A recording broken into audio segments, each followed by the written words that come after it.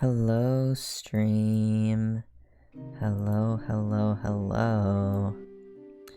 are we doing tonight? Hi, Lunar. Hi, Skitty. Hi, Celeste. Oh, we got a big chapter tonight. Hi, Ellipti. Duality. Hello. Oh, I gotta go full screen. Oh my god. Oh, hi, Archa. Y'all, I'm gonna try so hard to be invested today. But I am going to be honest, my brain is firing on a bajillion different cylinders in every different area. I have spent the last 10 hours today playing Outer Wilds and doing literally nothing else, and it is the only thing that is occupying my head. I have a 3-page document of speculations and notes that I've been taking during my playthrough. And all I can think about now is fucking the Quantum Moon. I am doing my best, but yeah. So if I'm a little bit out there today, and that's why my brain cells only Outer Wild. It's really true. I was writing up the summary. Because I did it right before stream as usual, and I was like, my head was just like, oh, I gotta figure out what's going on with the Nomai, and like, why would they try to blow up the like all these like I don't want to say anything because Outer Wilds is something that I think that I don't know. Everybody I've talked to is like it's the best game of all time, or like not best game of all time, but it's like an unforgettable, amazing experience. And so far, it's been really, really, really good. And I'm waiting to get to the end because I know everybody's like there's a meme where it's like I wonder if hold on, let me see if I can find it. This is non-spoilers. Let me see if I can find it.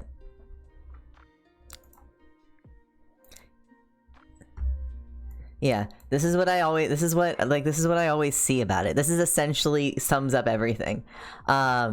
It's fucking like the last part of it is like this incredible, amazing, unforgettable gaming experience that you can never replicate ever again. And I feel insane playing it because I'm trying to piece everything together. But I'm waiting to get here. I'm so excited. No spoilers, please. I haven't finished it, but I'm excited to play more. Hell yeah. I'm like in the same boat. I have a friend who encouraged me to play it and has just been like eagerly listening to me like live tweeting / dumping or whatever into their DMs. Just me constantly like, oh, what do I do here? What do I, and I'm like, I'm trying to like be normal. My goal over spring break was to be like,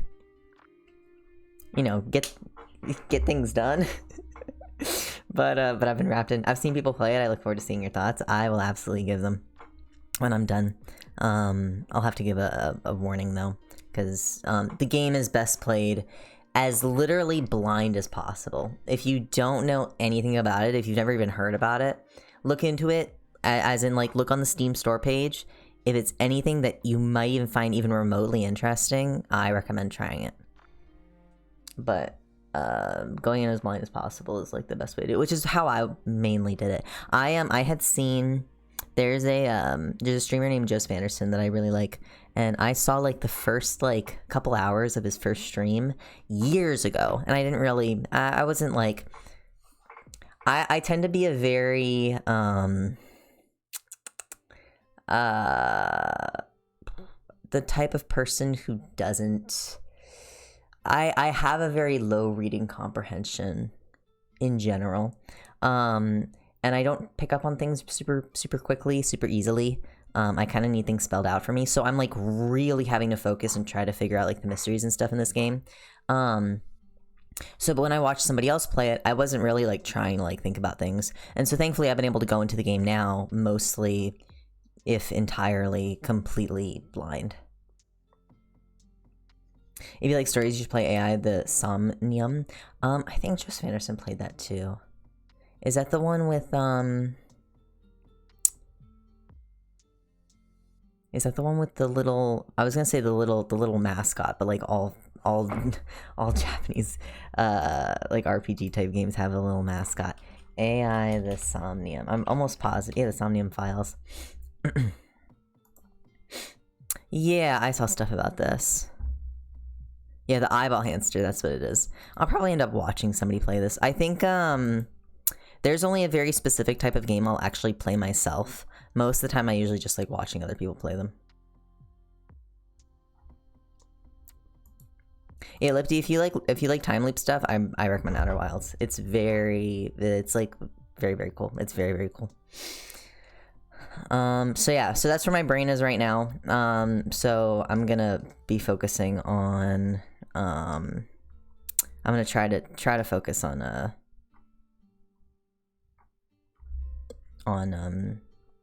stream and being coherent.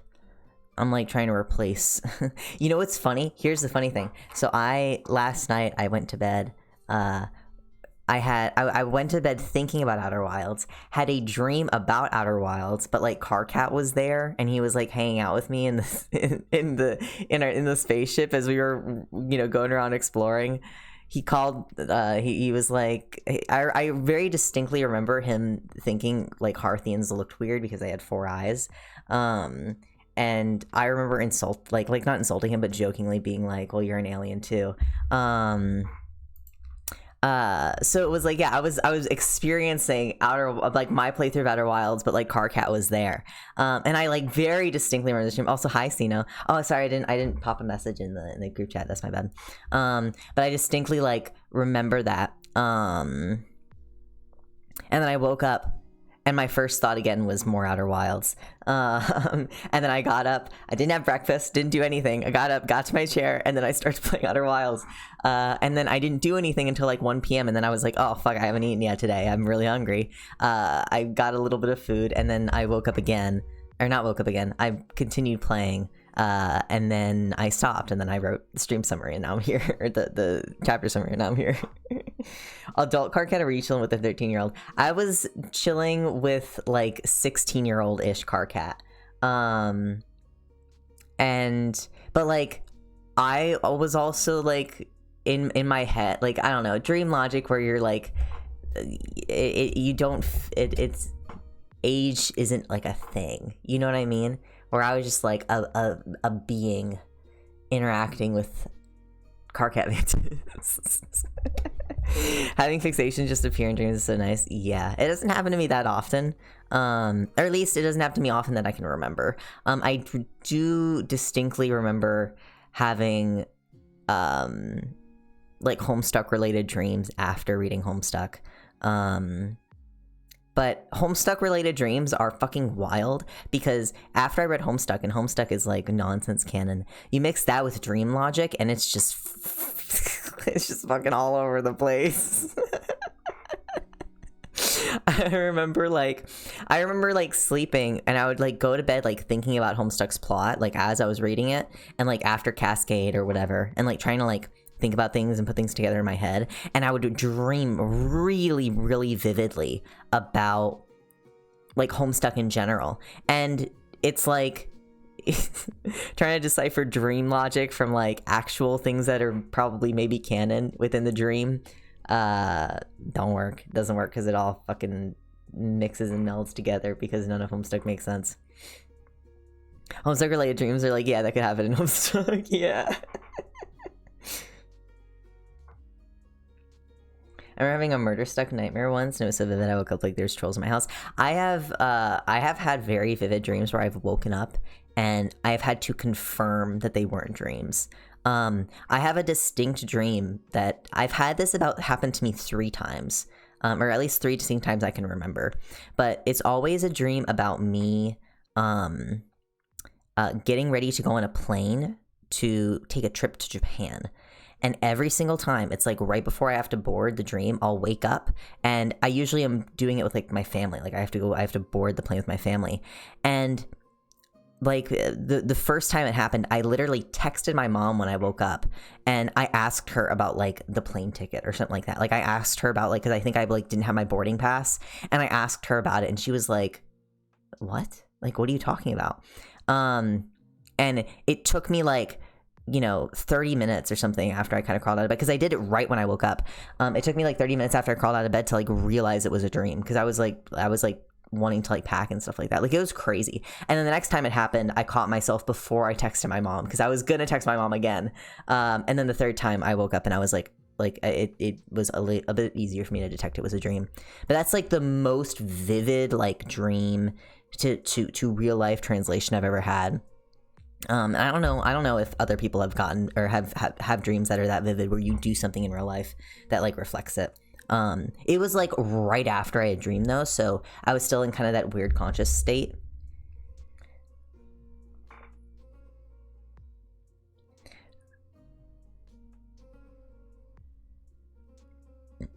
I just watched the HBO Chernobyl special, and my brain said put Alpha Dave in there, and then bam, Alpha Dave is the reason for nuclear disaster. I have mundane ass dreams in the sort of dozing off, and I'll wake up and I'll dream something like somebody will open my door, or I drank old dusty water or whatever. Yeah, I think there's like a mix. You know, dreams are always fucking all over the place, but my most vivid ones are the ones that like, you know, I really distinctly remember. I had dreams about forgetting my homework. Yeah. Well, I've had those before. I think that's a pretty common type of dream, where you dream about doing something and then waking up and having to actually do it, and it's like, fuck me, like, oh, I gotta go to school again, this sucks. So yeah, it's wild. Dreams are crazy. Okay, let's do a quick recap. We're not gonna do the whole recap because stream was yesterday, so I only do full recaps on when we're doing weekends. So last time, where we kind of ended off, Karkat and Aridin were hanging out for a movie night. They were watching like Love Actually or something. And Aridin kind of gets a little bit touchy, a little bit weird. No worries, Arch, have a nice night. Starts getting a little bit weird with Karkat, and Karkat's like, yo, I'm a bit uncomfortable. I'm also like taken. I have 2 boyfriends actually. And Karkat like mentions Solux and Dave by name, and Aridin's like, you're dating like that? Like that's unholy, referring to Solux. And Karkat gets pissed and is like, you know, fuck you. Like, don't judge him for that. If you're doing any anti-demon bullshit, like, I don't want to, you know, be your friend. And storms off.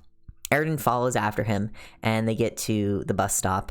And Aridin is like insisting, like, I'm on your side, you know, and Karkat's trying to tell him to shove off. And Aridin unfolds himself and reveals he was an angel the whole time. And this causes like a bystander who is a human to start going crazy and like trying to rip his eyes out and stuff like that. Because, you know, they can't look at angels. And Karkat like tells Aridin like, what the fuck are you doing, you know, and tells him to knock it off and like to stop doing that, and tries to like comfort the man. And Aridin's like, it's just a human, like, come on, come back with me, you know, come back with me to heaven. And Karkat's like, no, fuck you. Like, fuck off. Oh, first time chatter, you are a bot, you can go fuck yourself, bye. There we go. Where was I? Oh yeah, so Aridin and Aridin's like, well, fuck you too. I wanted to talk to you anyway, and leaves, but he's like obviously upset about it.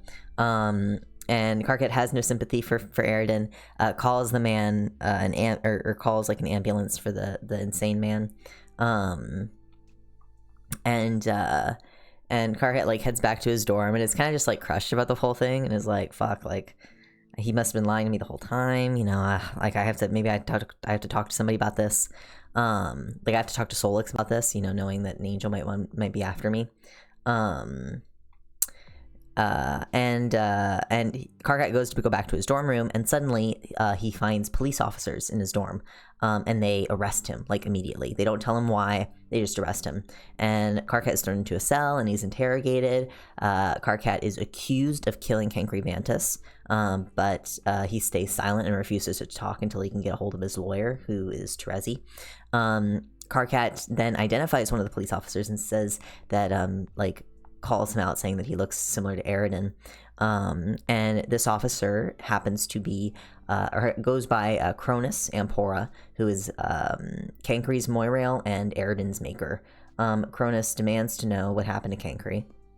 And Karkat pieces together that Cronus is probably doing this illegally, like not under the approval of Heaven, and refuses to tell him anything. And Cronus gets pissed and takes Karkat and shoves him into a white blank void. And that is where we ended off that chapter. So Cankry, Karkat under arrest. Okay, let me do my music, adjust my music levels as usual.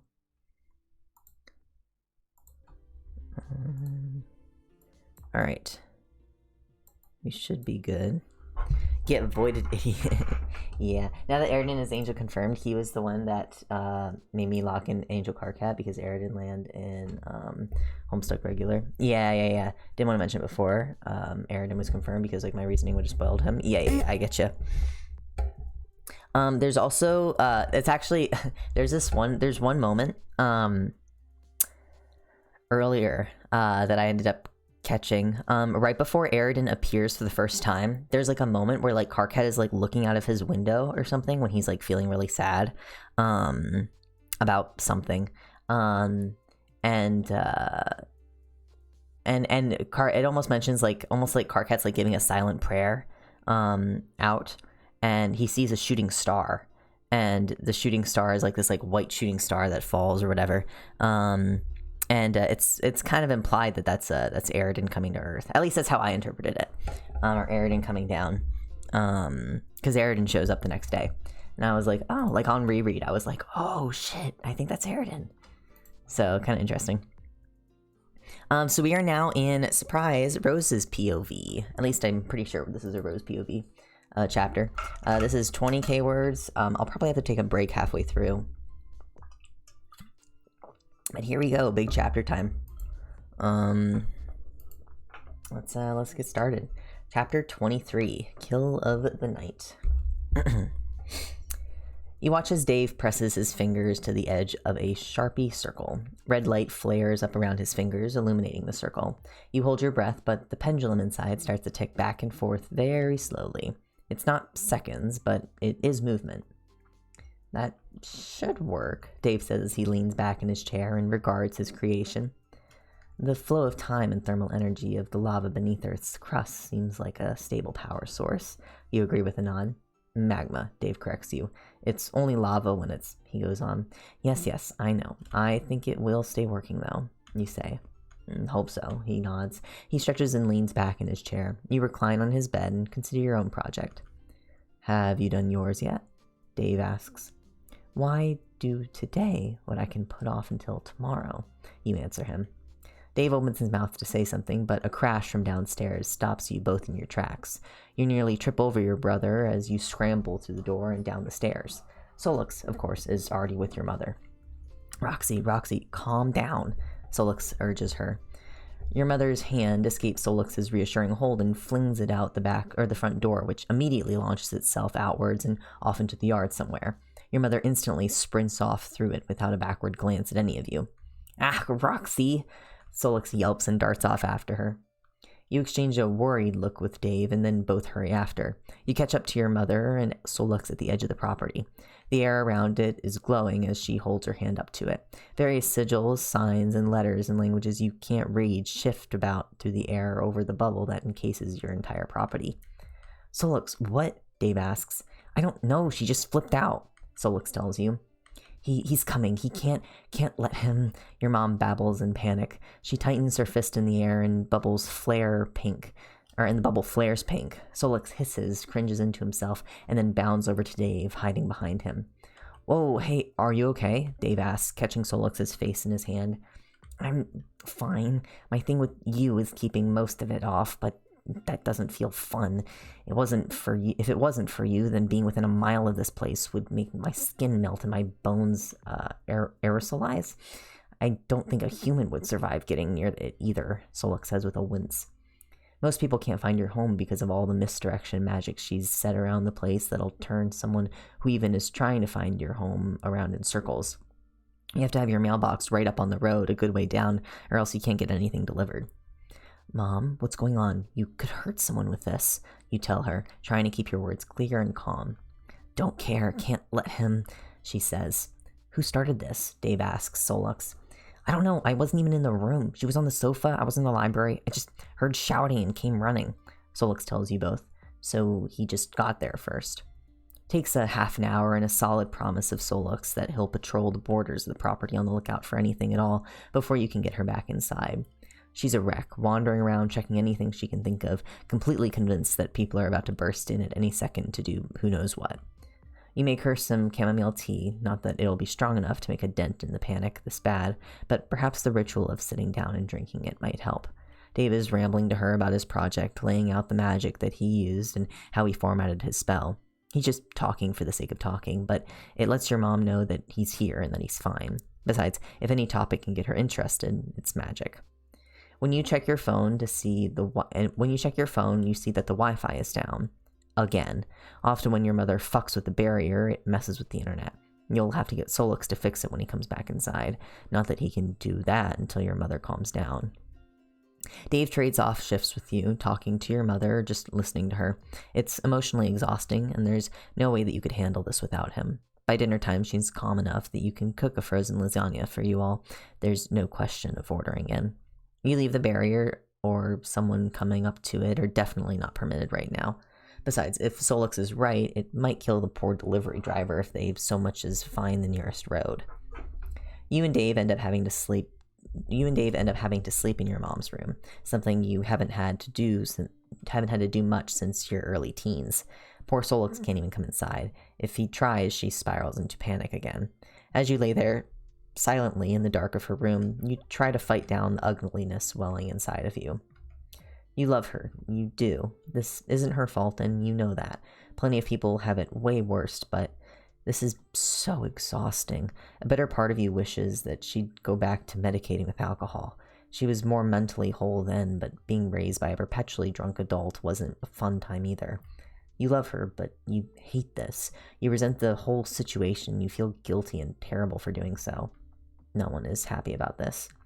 You sleep poorly, and when you awake, your mother is a little more coherent in that she gets up and goes straight into her lab and starts running experiments, though she won't tell you what they're about.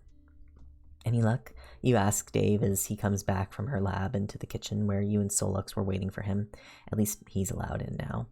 Dave stares flatly at you behind his shades and tips a full cup of stone-cold coffee into the sink.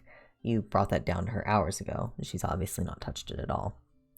She's too focused to do anything else, like talking to me, he says. I can't even get a hold of anyone else to see if there's actually something supernatural that she's sensed that might have started this, Solux sighs. You can't get through that? You ask, gesturing vaguely towards the bubble. Oh, I probably could, if I want to be in excruciating pain or die, Solux answers you flatly. Yeah, don't do that, Dave tells him. So we're stuck inside with no idea what's going on, you say. This isn't good. And no internet to check, Dave adds. I'm working on it, Solux grumbles. But surely if Mom sent something, you would have too, right? You ask him. You doubt that whatever this is will turn out to be actually something real. I might have been sleeping in the library. Look, there was a really nice sunbeam. Don't get on my case, Solux says defensively. So you might have slept through whatever this was, and then you were paying attention to Mom, Dave says and drops the mug into the dishwasher. If there was anything in the first place, you add. Pretty much. I'm gonna keep working on the internet and the barrier, see what I need to tweak to let us get signal without making Roxy lose her shit again, Solux says. It's not until 10 that night that you get internet back and you have messages waiting for you. June began trolling, Rose, watch this, YouTube link. Look at the dog. Aw, shit, I need to show this to Jade. She loves dogs. Did you watch it yet? Because I'm kind of in the mood to watch the first Toy Story again now. We should all stream it together. Jade says she's down, but I can't get a hold of Carcat or Dave. Or you. Are you there? And then Jade started trolling her. Hi, Rose. June says she's not been able to talk to any of you guys. I think she might be a little worried that she upset you all somehow, and I can't actually see Dave online either. Carcat hasn't been able to get back to me as well. If you just need some time because something is going on at home, I get that. I really do. Just let us know. Alright, even Solix is offline, and the only time he's offline for long periods of time is if he's either sleeping or gaming, and his Steam account is offline. Besides, even he doesn't sleep for over a day straight. Fuck it, I'm going over there. Rose, I can't get in. What the hell is going on? I'm literally here banging on this bubble of nothing and getting nowhere. That last message was 2 hours ago. Thank goodness Solix did whatever he did to the barrier. Letting internet get in must have turned down the amount that it'd fry a person. Thank goodness. June, I'm so sorry. Mother was having an episode and amped up the barrier around our property and it knocked out our internet. I'm really sorry to have worried you. Oh shit, is she okay now? She's working now. She's doing so with unhealthy obsession, but it's an improvement, and Solix managed to get us internet back. Thank goodness for that. Indeed, I should go let everyone else know that we haven't vanished. Yeah, Jade's been worried too. I'll go talk to her. Okay. Hi Jade, I'm sorry for worrying you. We had an internet outage here. Whew, I figured that it'd be something like that, but it's good to know. You missed a really good movie session with me in June. Darn, though in fairness, the Toy Story movies creep Dave out a little. I assume it's an animation thing. I can see that, especially the first one. I feel bad as well. June tried to come and check on us, but couldn't get in. Not that we could get out either. Oh, I bet that was a lot to deal with. How so? You being stuck with all those boys who are all over each other? It was one thing when it was just Carcat around Solux, but with all three of them in the same house as you, it must have been nuts. Carcat isn't here. He's back in Salem. Oh, but he has been offline the whole time that you were. Before that, actually. He has. He's offline now, too. I didn't get any messages from him when I was away either, actually, which is unusual because he tends to send me things reasonably often. Same, he sends me pictures of dogs a lot. Please excuse me, I have a bad feeling about this. Oh, okay, keep me in the loop. I shall. Carcat, are you there? Carcat? He's not answering. Or online. You look up and see that both Dave and Solux are buried in their phones on the sofa with you, catching up on being internet deprived for so terribly long. Has Carcat messaged either of you? You ask. Nope. Dave says with a frown, and an aura of insecurity so strong that psychics several states away can probably feel it. No, Solux adds with a glance at his phone. Me neither, and Jade said he's been offline longer than we have. No one's been able to get a hold of him, you say. That's not good, Dave says and sits up straighter. He looks over at Solux, who groans. Now, look, I'm not going to go check on him every time one of you two gets fussy about him. He's an angel. He can handle himself being unsupervised for a while, Solux grumbles. You did get a cookie out of it last time, Dave points out. Half a cookie, and it was gingerbread. I don't really like gingerbread, Solux sniffs indignantly. Then why did you steal it from him? You sigh. Just because I don't like it doesn't mean that he can have it, Solux retorts. You suppress the urge to scream into a pillow. Look, if you go check on him, I will absolutely give you cookies, please? Dave asks sweetly. He has a habit of stashing snacks in all sorts of weird places, though you've no idea why. You suspect he's part squirrel. Solix looks flatly at Dave, and then his resolve crumbles like a sandcastle to the tide. He sighs overdramatically and hauls himself to his feet, then vanishes. It's only several seconds later when Solix reappears, his skin ashy with how pale he's suddenly gotten. Something's happened, we need to go, he says in a rush. He grabs your shoulder and Dave jumps up to catch hold of the back of Solix's shirt, and with that you're suddenly in your dorm, or what was your dorm. The place is completely trashed, so much so that you can't take it in all at once. You have to look at the details. Your sofa's flipped upside down, your TV pulled off the wall so it lays on the floor face down. Every cupboard in your kitchen is flung open wide along with the refrigerator. Your mugs are knocked over, and, amongst others, the mug that Carcat got you for your birthday has been shattered on the floor. Carcat? Dave shouts and hurries to his room. He's not there, I already looked, Solix says numbly. Can you tell who did this? You ask. I can try. I don't know when this happened, though, Solux says and floats cross-legged in the air. You walk to the fridge. The thing is still running, but the door is wide open. You touch the milk in the door. It's not really being cooled by the fridge anymore, and it's room temperature now. It's been several hours at least. The milk isn't cold anymore, you tell him, and Solix's expression goes even more grim. Dave emerges from Karkat's room and shoves his way into the bathroom. You take your turn going into Karkat's room. The mattress is on the ground, bedding ripped apart. His laptop is missing, you're pretty sure of that, and you can't help but note that the bags of Cancri stuff are gone too. The place looks like a whirlwind tore through it. Whoever was here wanted to destroy this place. If someone simply robbed you, or if someone was looking for something, then they wouldn't go through all this trouble to try and damage or break everything here. Who would do this to Karkat, and where is he? Rose, Dave's voice draws you out of your horrified contemplation and back into the main room. Your room's mostly okay. Whoever did this was after him, Dave says and gestures to your room. And they were human. I can't sense anyone from any other species here, Solix adds. Aside from Karkat, Dave says. No, angels are really hard to track for demons. We're pretty hard for them to find as well, unless they can see us. But if we're playing human, then they can miss us too. I know Karkat pretty well, so I can tell he was here, but if I didn't know what he was, I wouldn't be able to tell his species, Solix says with a shake of his head. Right, that's why you couldn't find him here before, Dave nods. Well, we need to find him now, you say. Excuse me. You step into the room and look around. Several drawers are pulled open and your bedding is flipped up like someone looked under your bed, but everything else seems fine. On your desk among your pens is a single long white feather, the one Karkat left for you. Picking it up, you roll it between your fingers, making the lengthy feather turn. You step back into the main room and hold it up. Could you find him with this? It's his feather, you ask. I'm not a... Wait, hellhounds were bred to track people down, as well as guard shit. Matuna might have trained Beck how to track. Shit, he's offline. I'll just go grab Jade and Beck, Solix says in a rush, and then he's gone. I'm gonna try calling him, Dave says and holds his phone to his ear. You both wait, but eventually Dave takes it away from his ear and shakes his head. I didn't hear it ring, though. Or I didn't hear it ringing in here, though, or anything vibrating, so it may still be wherever he is, you say slowly. Maybe. Can we track it? Dave asks. I gave the phone to Karkat in the box. It's not registered to me at all. I can't track it, but Solix perhaps could do some hacking and manage it.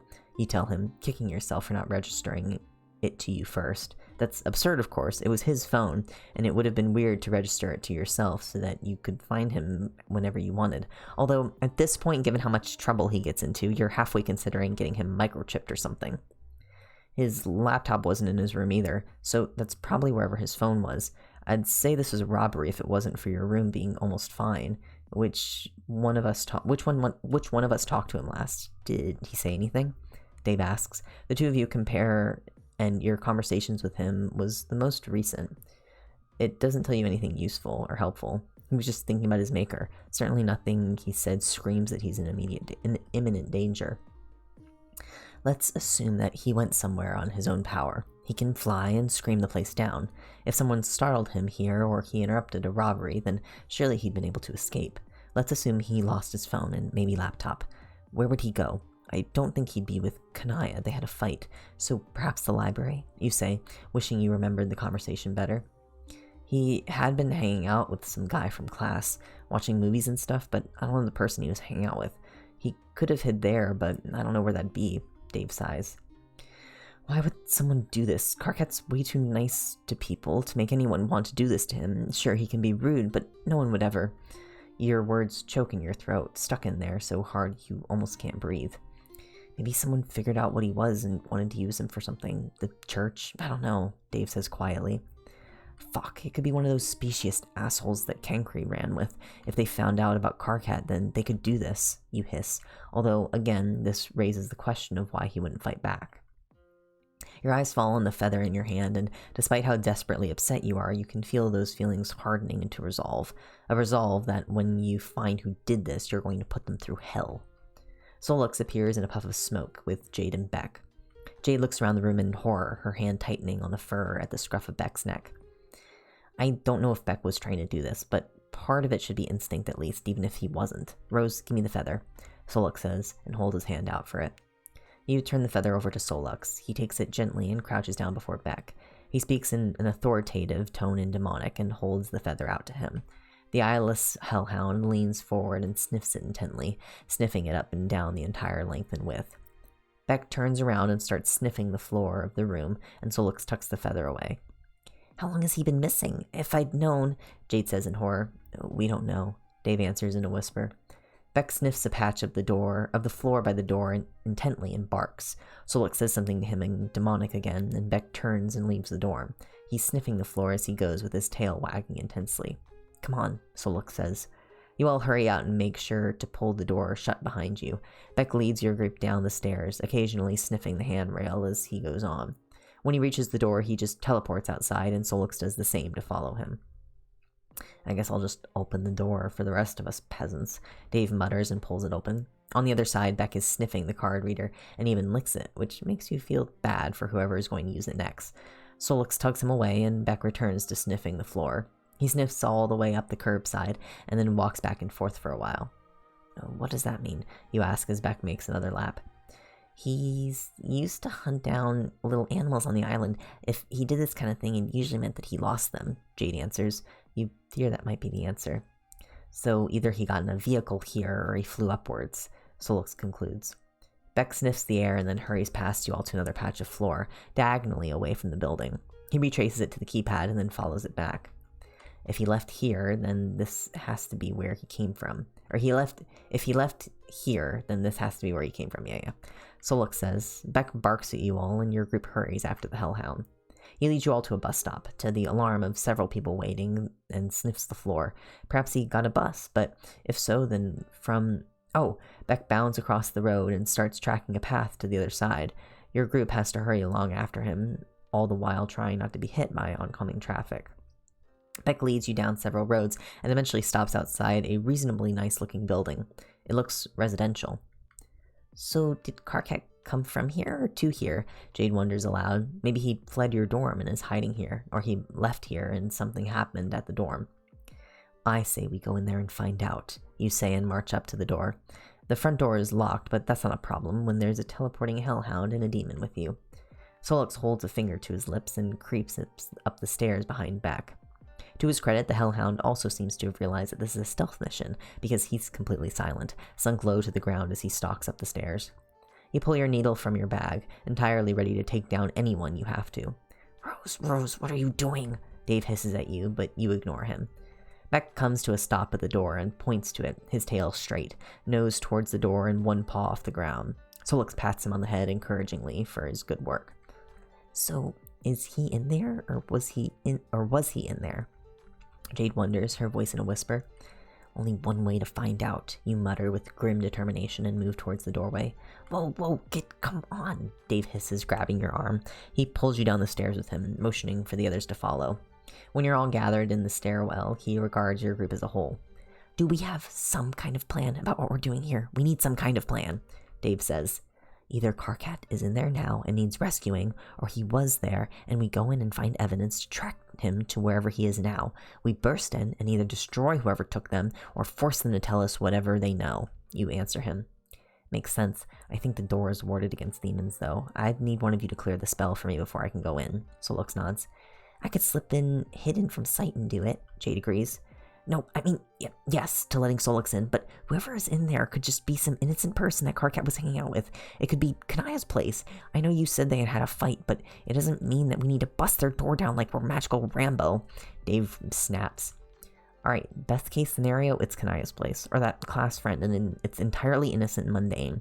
Whoever it is tells us that Karkat was here and left for the dorm, which gives us the direction of his travel. Hopefully they have some information for us that makes this not a dead end. Solix says slowly and thoughtfully. Slightly worst case scenario is that Karkat is in there, trapped, but then we can rescue him, Jade adds. Yes, and we go in and kill whoever has him. You agree? Jesus, can we not immediately escalate to murder? Dave groans, his face in his hands. On the plus side, Karkat's hard to kill, and I'd know if he was dead because our deal would have voided out. On the negative side, he's hard to kill, which means if someone wanted to torture him, they could do a shitload of awful stuff to him without killing him. Solix says grimly.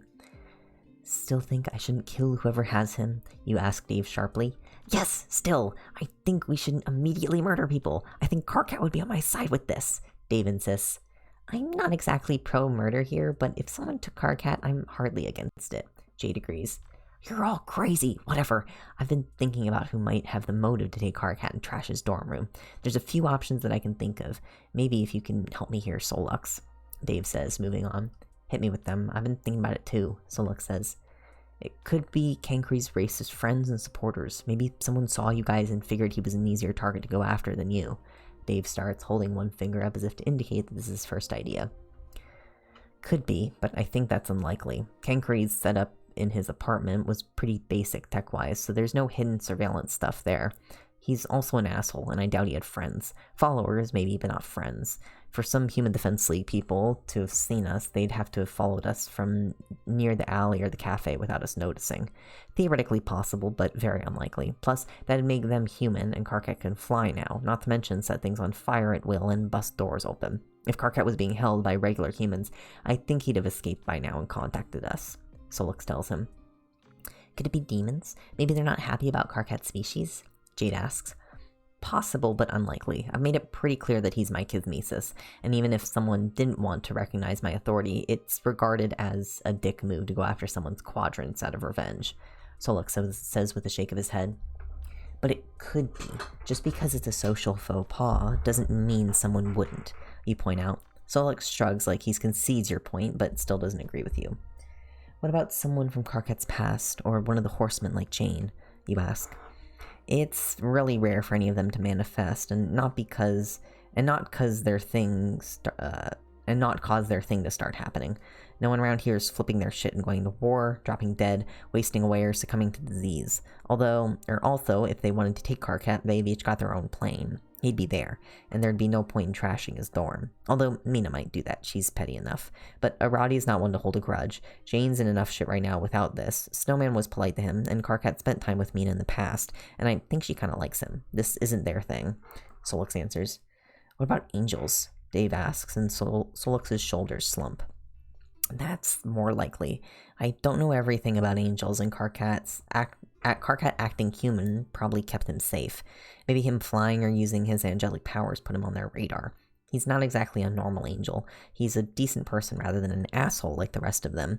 But if some angel takes him back to heaven, we're fucked. I can't go there. None of us can, Solix says. That's clearly the conclusion that he thinks is most likely. How do you fight an angel? Jade asks. The general advice is not to, but I have a knife that can kill them instantly, and if I have a moment and an angel's name, I can trap them in a circle. It's more effective with their true name, but I can work with angelicalization and just juice it with extra power. It should work at least for a while, he tells her. So, we go up there. I open the door. Jade sneaks in, breaks the ward on the door. We slip inside, find out what the situation is, and rescue Karkat or extract information from his whereabouts. Everyone agree? You ask. Jade and Solix nod, so you turn your gaze on Dave. I don't like the implication in the way you said extract, but we do need to find him. This can't keep happening to him. Dave sighs. It's still an agreement, so you'll take it. You slip back upstairs. The only sound besides quiet footsteps around you are Beck's doggy claws on the wooden floor. Crouching at the doorway, you wait for Jade, who walks in front of you and slips from view. You know the spell to unlock doors. Your dear mother taught it to you years ago, and it's proved helpful for getting to her when she shuts herself in her lab and forgets to eat. You hear the subtle click of the lock, and you watch as the handle turns by itself, and you feel something slip past you. Solux is crouched just behind you, one hand on the back of Beck's neck. Only his little eyes are open and they're trained right above the doorway. You watch as his body language perks up and he nods to you. Jade broke the ward. Getting up from your crouch, but still keeping relatively low and on guard, you creep into the apartment with your needles at ready. You survey the place, and as best you can, keeping silent and tactical, your findings are as follows. The apartment is full of expensive but new furnishings. Whoever lives here has money but hasn't lived here long, or compulsively replaces their things. The color scheme is very purple and gold, unlikely to be Kanaya. The apartment itself is messy, not in the sense that it has been recently raided like your dorm, but more akin to the life of an untidy person. By the door, there is a coat rack and a rack of shoes. They are designer men's shoes, and none of them are Karkat's beat-up sneakers. One of the coats on the rack is absolutely his, and Beck is currently sniffing at it intently. The TV is shattered, and the table is covered in half-finished snacks. It appears to be the setup for movie watching. The room is empty of anyone not in your group, but there is the sound of running water from an adjacent room, and the quiet muttering in a voice that is not Karkat's. Your conclusions are thus: the shoes all appear to belong to the same person, making the idea of a mob of the Human Defense League kidnappers less likely, unless they all wear the same size expensive boots. These are also all men's shoes and coats, though you wouldn't wish to limit the horsewomen of the apocalypses. Far as you are aware, they are all female and seem to dress in a way that could be described as feminine. You assume this holds to those who you have not seen in person yet. Therefore, it is unlikely to be them. They are also unlikely to rent their own apartment. You indicate the adjacent doorway with a flick of one of your needles. Dave and Solix hide on one side of you, Jade and Beck take the other. She motions for Beck to stay, and then Jade slips from view once more, and you assume she sneaks in first. Now that you're closer, you take a moment to listen. The voice from the next room is absolutely not Karkat's. You are familiar with your roommate's voice, and the quiet muttering is neither his tone nor his typical volume. Unlike your brother, who sees fit to quietly narrate almost everything he does with mumble raps, Karkat doesn't tend to mutter to himself. Which is not to say that he is quiet or silent, merely that Karkat expresses his thoughts clearly instead of muttering them. This person, a man you think, is muttering, and it's hard to make his words out unless you focus. Stupid blood, come off. You get to see Solix and Dave's eyes go wide in alarm as you storm into the room, needles raised.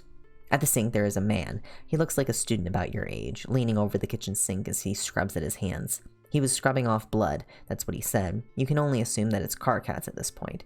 You cram all of your wrath into raw magical power with the light and fire of the sun, and shoot it from your raised needle like lightning. The bolt strikes the man in the shoulder, slamming him into the cupboard above the sink. He smacks into it head first and swears loudly. Solix flies past you in a blur, landing on the counter behind the man, who turns and... Karkat's wings unfurling is obviously something that you've witnessed before. It makes your eyes feel a little strange because they seem to come from nowhere, expanding out of a space that cannot be. His feathers and wings are soft, bright, and beautiful. When they open up for the first time, it put you in the mind of those sped-up time lapses of flowers blooming. When this man's wings come out, all three sets, it's more like those frilled lizards flaring out and hissing as a threat. The feathers in his wings are veined with purple, like some horrible poisonous thing. He snarls, purple dripping from his nose, and clearly expects you to cower at the sight. "Shut the fuck up and tell us where Karkat is," Solix says, clearly unintimidated as he points a knife at the man. The angel's eyes hone in on the knife and then track up to Solix himself, then over the rest of you. "It's you," he whispers. "Yeah, I'm very important. I have no idea who the fuck you are, and right now the only thing keeping you alive is that you might know where Karkat is, so tell me," Solix demands. He's threatening the man with a knife that he doesn't want to use. It could kill him instantly, and you'd have no information at all. You need his name so you can trap him. From the number of wings and what you've researched about angel hierarchies, you have an idea starting to build in your mind. "We don't even know who this guy is. He's probably some nobody angel that just took Karkat's coat or something. That's why the trail led here. This is a dead end," you lie. "My name is Eridan Ampor, and I am a seraphim," the angel snaps at you. Solix holds a hand behind his back, and you see a glowing red and blue circle etching itself into the floor on your side of the counter, filling in with letters by the moment. I am not some nobody angel, and you will... Ah!" He yells in alarm as Solix grabs him by the throat and throws him into the circle on the other side of the counter. Your demon friend casually turns around and sits down at the edge, tucking the knife back into wherever he put things. "Wow, you're stupid," Solix snorts. "That's better than killing him." Dave sighs and walks to the edge of the circle, careful not to touch anything on the floor that constitutes its magical code. Listen, Eridan, I'm Dave, and I'm the only one here who's on team not murder you, so you should probably start talking. Solix happy to shank you with that magic anti-angel knife, but I just want Karkat back," Dave says. You suppose going for a good cop, bad cop approach. "Hey, I want both things," Solix protests. "So it's you two," he hisses, and looks at Dave and Solix. "We're also here," Jade mutters. No. He's mad at the presence of the two people Karkat is dating. You're the quote-unquote friend from Karkat's class, aren't you? The one who invited him around for movies and what I thought sounded date-like. You say thoughtfully, and watch both Solux and Dave get a lot less benevolent to him all at once. Well, Dave at least. Solux already wanted to stab the guy.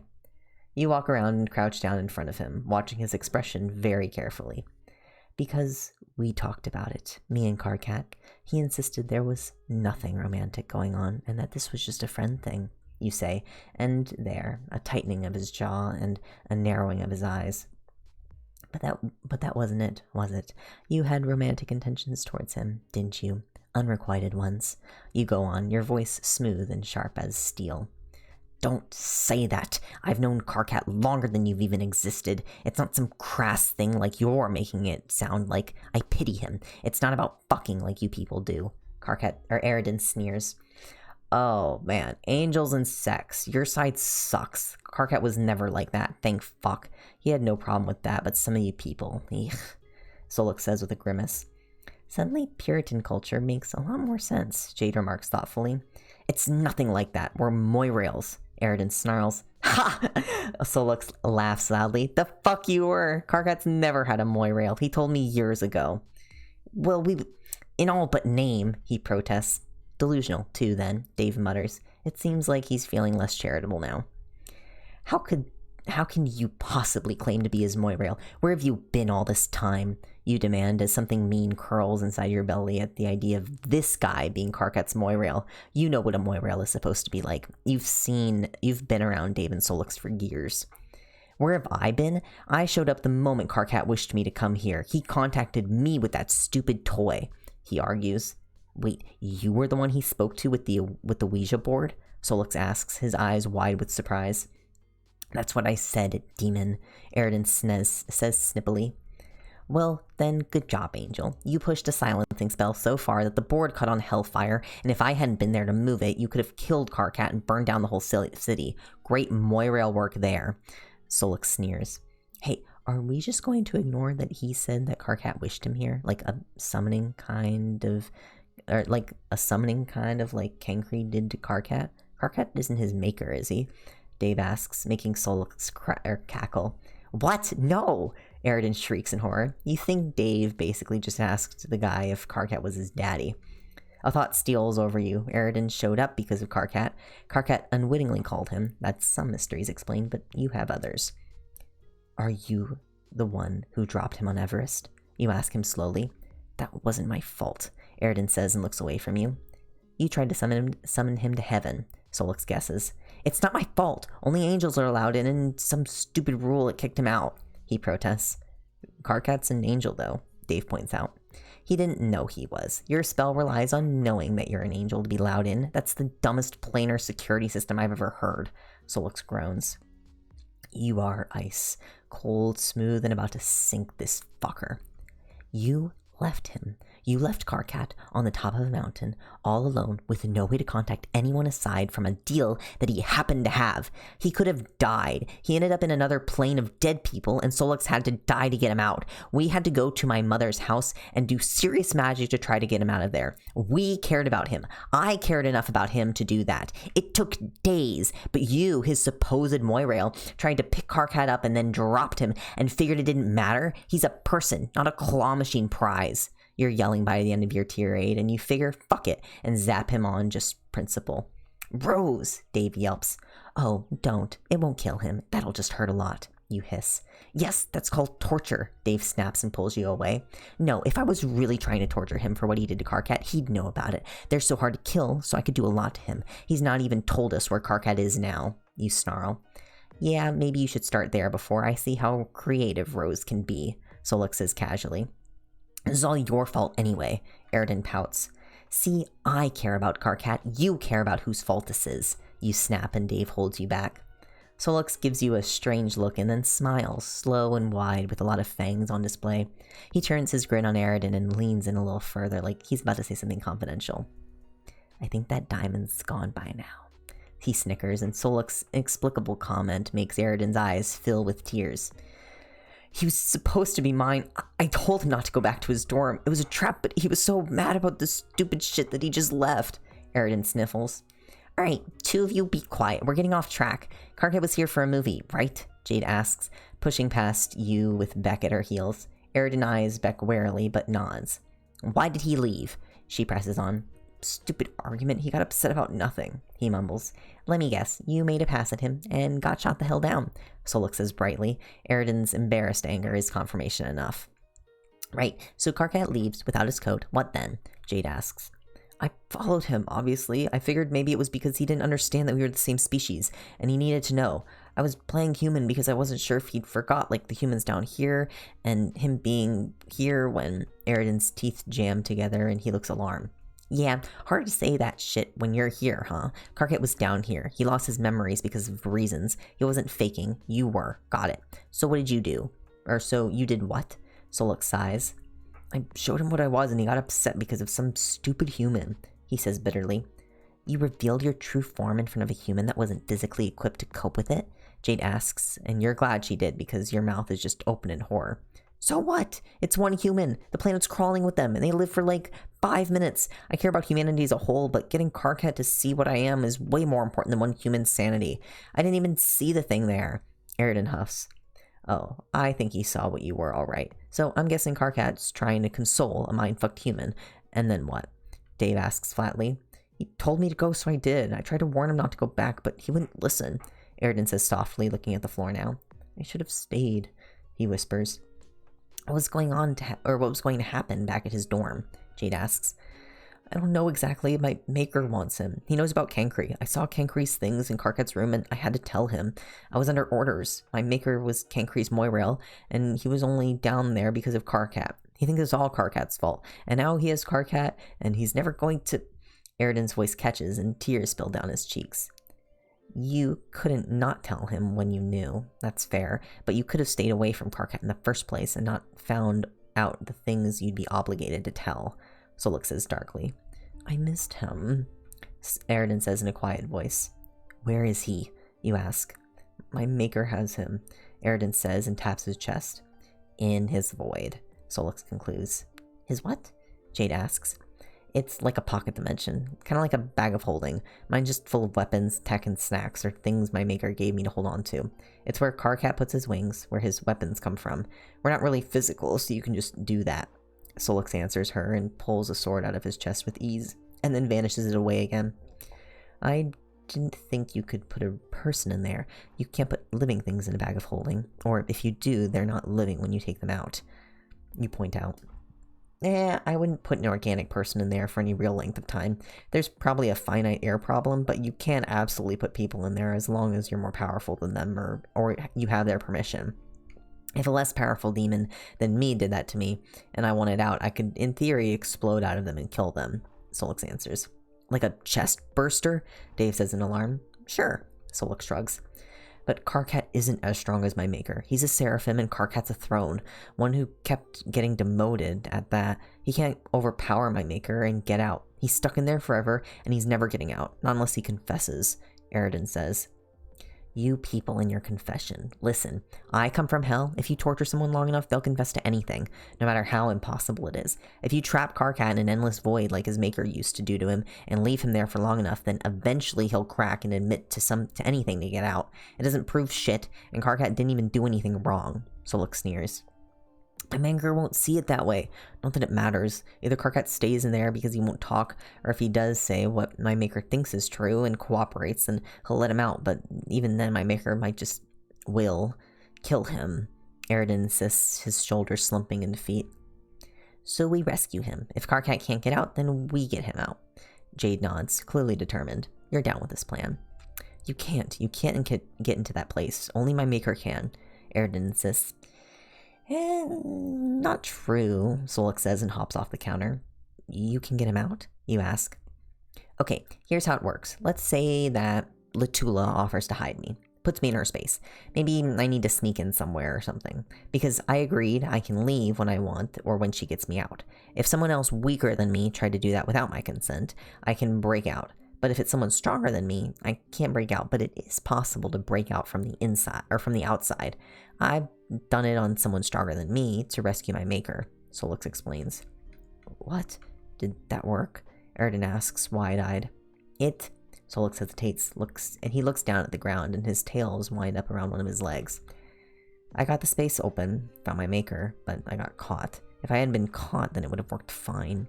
Solix answers very quietly and avoidantly. Sol, Dave whispers, clearly sensing his Moirail's pain. Hi, Unda. Guess who has insomnia and decided to show up? Hi. It must be late as hell for you, but glad to have you here. What happened? Jade asks. We're not talking about it, Solix tells her in a rather sharp tone that cuts that line of questioning off entirely. You can get him out? You can save him? Really? Aridin gasps and tries to step forward, only to bang into the invisible barrier of the circle, binding him in place. He presses his hand to it, and you can see that his palms and the undersides of his fingers are stained a deep blue. What did you do? Solix whispers. That looks like Fey blood, Jade says slowly. Aridin pulls his hands back and stares at his palms. He'd been trying to wash it off when you burst in here. Karkat was gone, and this planet fucking sucks. He always said it didn't, but it does, and without him here, he falters, clenches his fists. What did you do? Solix shouts at him, getting as close to the edge of the circle as he can. You can't have failed to notice, could you? I know he was in the void, but even still, that heart was a piece of... Aridin's teeth sticks together again, and it takes obvious effort for him to open his mouth once more. Fine, I'll be less specific. You didn't notice that dark space of a heart, an unholy void where heart should be in the centaur that didn't even notice it? Did you know they have two? I ripped the wrong one out the first time. I guess you're too young to be experienced at this stuff, Aridin says with quiet malice. Solix's expression is one of abject horror, his eyes wide and his mouth slightly open. Wait, you killed our creepy TA, Aqueous? Dave asks in shock. Roxy wasn't reacting to nothing. It was that. He was in my school and then I slept through. Fuck, I need to go, Solix says in a rush, backing away from Aridin. You grab him by the arm. He can't just leave. No, we need to find Karkat and get him back. We don't know how to get him out of this asshole's maker without you, you insist. We can't leave Karkat, Dave agrees. You don't understand. You can't understand any of this. You don't ever, Solix shouts at Dave. A charged silence hangs between them, and Solix looks away first. I need to go, but I'll come back. If you find his maker and summon me, I'll get him out. You need something purely demonic in nature to pierce into the void. He can help you find his maker, so we can crack him open, Solix says, gesturing to Aridin. Solix turns and looks at Aridin for a moment, and then pulls that knife out of his chest once more. Aridin backs up as much as he can when he sees it, which isn't far. I'm going to make you a deal, Solix says, his voice flat as he approaches the edge of the circle. I don't make deals with demons, Aridin hisses. Either you accept the deal, or I kill you. I'm cool with either, Solix shrugs. You're fine with this. Solix, Dave protests, apparently not cool with this. If I just let him go, then he goes right back to his master, and that guy definitely murders Karkat to stop us finding him. Do you want a dead Karkat? No. So he helps us, or I make him not a threat anymore, Solix explains. What's the deal? Aridin asks through gritted teeth. Solix pauses to think for a few long seconds, and then crouches at the edge of the circle, his fingers pressed to the outermost part. You agree to immediately, unless a defined time constraint is specified, obey every command given to you by Rose Lalonde. You will not cause physical, emotional, psychic, magical, or spiritual pain to anyone present in this room at this moment, and will continue to cover these people after we have left this room until I declare the deal is over. With the terms of this deal, pain is defined as anything the individual themselves presently considers or would ever consider to be painful. You will provide any and all information asked of you regarding Karkat, your maker, or his capture. Additionally, anything that may possibly aid us in rescuing Karkat. You will not divulge the details of this deal, meeting us, or the plan to rescue Karkat either through leading a mission, outright divulgence of information through any medium, including but not limited to written, spoken, or physical gestures to anyone beyond us. You may also not communicate information about this deal or any plan formed by anyone in this room at this moment in any of the aforementioned ways when you believe, suspect, or know that you are being observed by anyone else in any way. This deal supersedes any other commands, orders, or bonds on you before now. You will be released from this deal if and only if I declare that you are free from it with the words, Aridin and Pora, you are released from this deal. Both that command and any given by Rose Lalonde are only valid under the condition that they are given freely without coercion or the incentives to do so. Solix says in one long string of words that you almost can't parse on one go. That is the most absurd, coercive, one-sided deal I've ever heard, Aridin hisses. You don't have to take it. I can just kill you. But if you take it, you get to throw yourself on Karkat's mercy after this, and see if he can convince me and Rose not to kill you anyway. This is your one ticket to fixing your mistake, and maybe not dying. I suggest you take it, Solix says stiffly, and waves the knife in his free hand for emphasis. You're a bastard, you know that? He hisses at Solix, who just shrugs. Aridin scowls and paces one step back and forth in his little circle before sighing deeply and kneeling down to touch the edge of the circle. I agree to your deal, he says begrudgingly as possible. Red and blue wind up his arm and snap over his skin, glowing under his shirt so brightly and far up his arm that you can see it reaches his bicep. After a second, the glow fades. Question, why is he doing whatever Rose says? Dave asks. Yeah, Jade agrees with a frown. Because Rose is a scheming, malevolent, and manipulative person who is entirely down with murdering this waste of atoms and cosmic energy, as I am. Plus, the more people giving him orders, the more chance for conflict and him evading the deal on a technicality. Solix answers. Thank you for the compliment, you say dryly.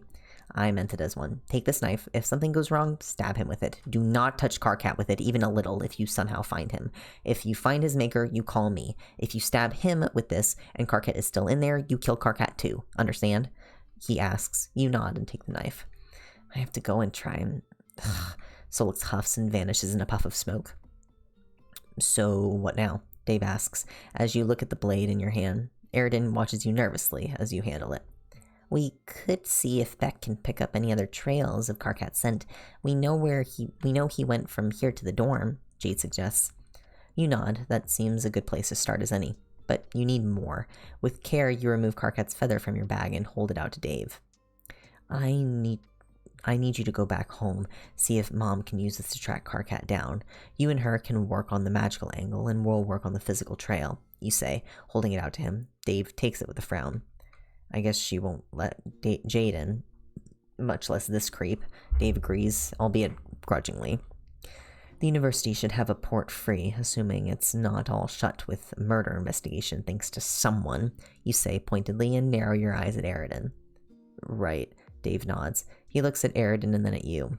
You're not gonna, waterboard him the moment I leave you and Jade alone with him, are you? He asks suspiciously. Don't be absurd, you tunt. Right. Well, I'll get on the feather thing. Call me if you hear anything. Dave nods and leaves. I know you're lying, Aridin says when he's gone. I'm not. Waterboarding you would take far too much equipment. Plus, from what I understand, you don't need to breathe. Just stabbing you with something non-lethal is far easier, you say lightly. I can't believe I'm suffering this indignity, he grumbles. This is entirely your fault. If you hadn't thrown Karkat in danger and then killed one of our TAs, then none of this would be a mess. Or then none of us would be in this mess. You could have just stayed here, away from Karkat entirely. Don't get sulky, Jade says, and she's entirely right. You cross the distance to Aridin's circle and scuff it out with your foot, breaking it and letting him out. You are not to turn into any other form around humans. I'm not letting you fry anyone else's brain, you order him. Yes, fine, whatever. He shrugs as if he doesn't care. He probably doesn't. As you leave Aridin's apartment, you pick up Karkat's coat. You're going to get him back, so he's going to need it eventually. That's what you're telling yourself, at least. It's not a long walk back to the dorm, but your mind is occupied the whole way there. Karkat has been taken by an angel who is both more powerful than him and means him harm. You have no real way of tracking him besides one feather and a hellhound. You hope your mom can think of a magical solution and run a spell like last time, but it's hardly ideal. Karkat is almost certainly scared, if not hurt too. Who knows what the angel will do to him to make him talk. You need to find him. You have to. Why did you kill that TA? Equius was a little weird, but he was always nice. He didn't deserve that, Jade asks. It wasn't anything to do with who he was. Aridin answers her, his tone dismissive. What does his heart do? Why did you need it, and why did you taking it upset Solux so much? You ask. I can't tell you, Aridin says simply. You pause in the street and run your mind back over the deal. Slowly, you turn and look at Aridin. This is supposed to supersede all of the restrictions you have. Tell me about what removing Equius's heart. Tell me what about removing Equius's heart upset Solux. You order him.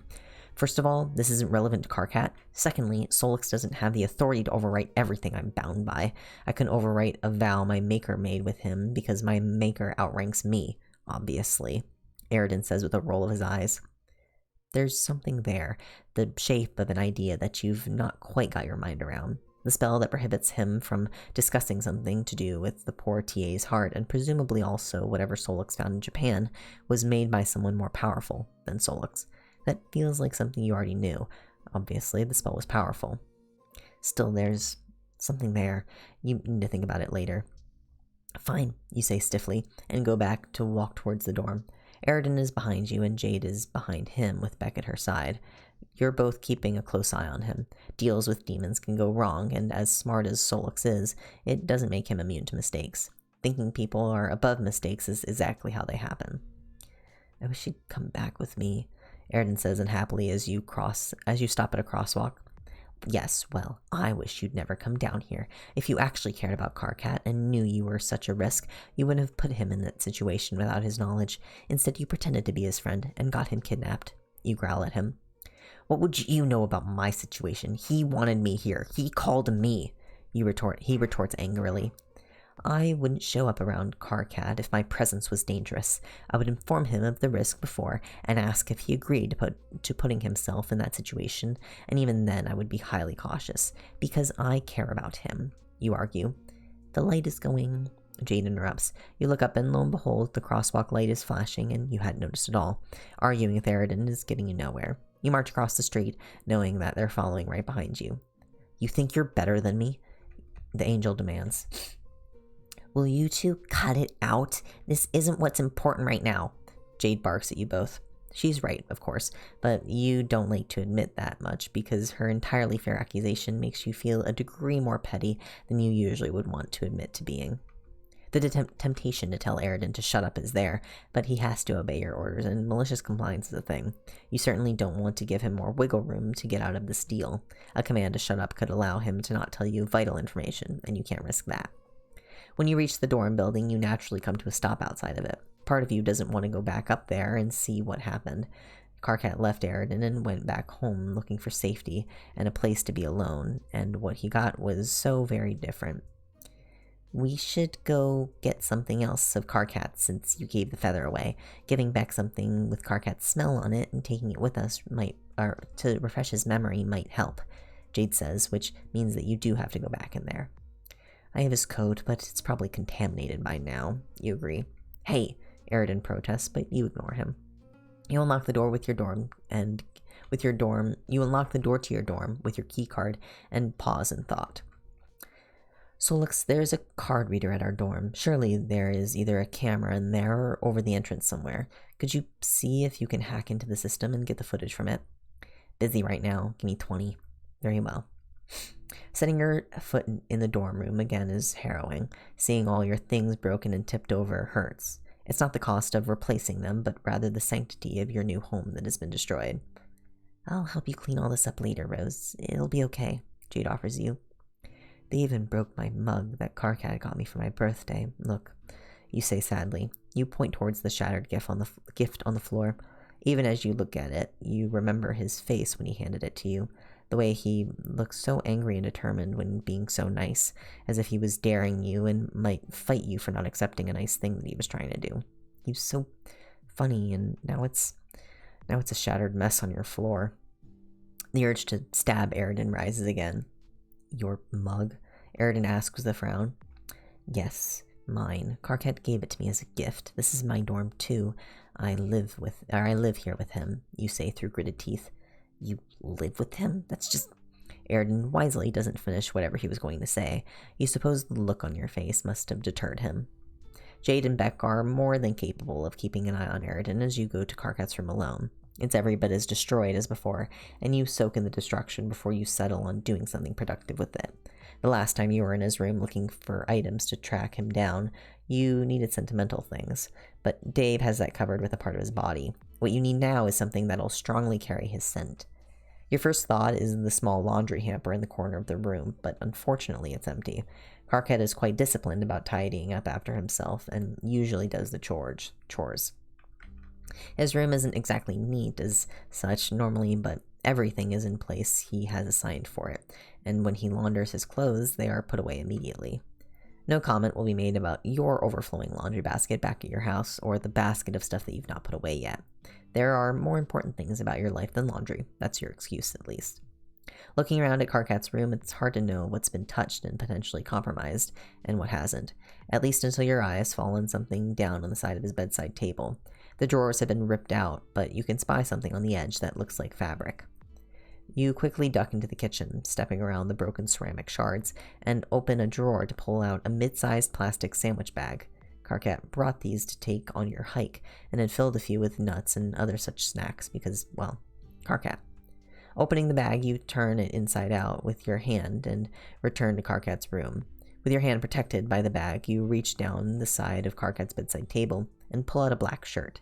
You've seen this shirt before. It's one that he sleeps in, and you'll bet that it was tucked neatly under his pillow and ended up down here when his pillow was tossed aside.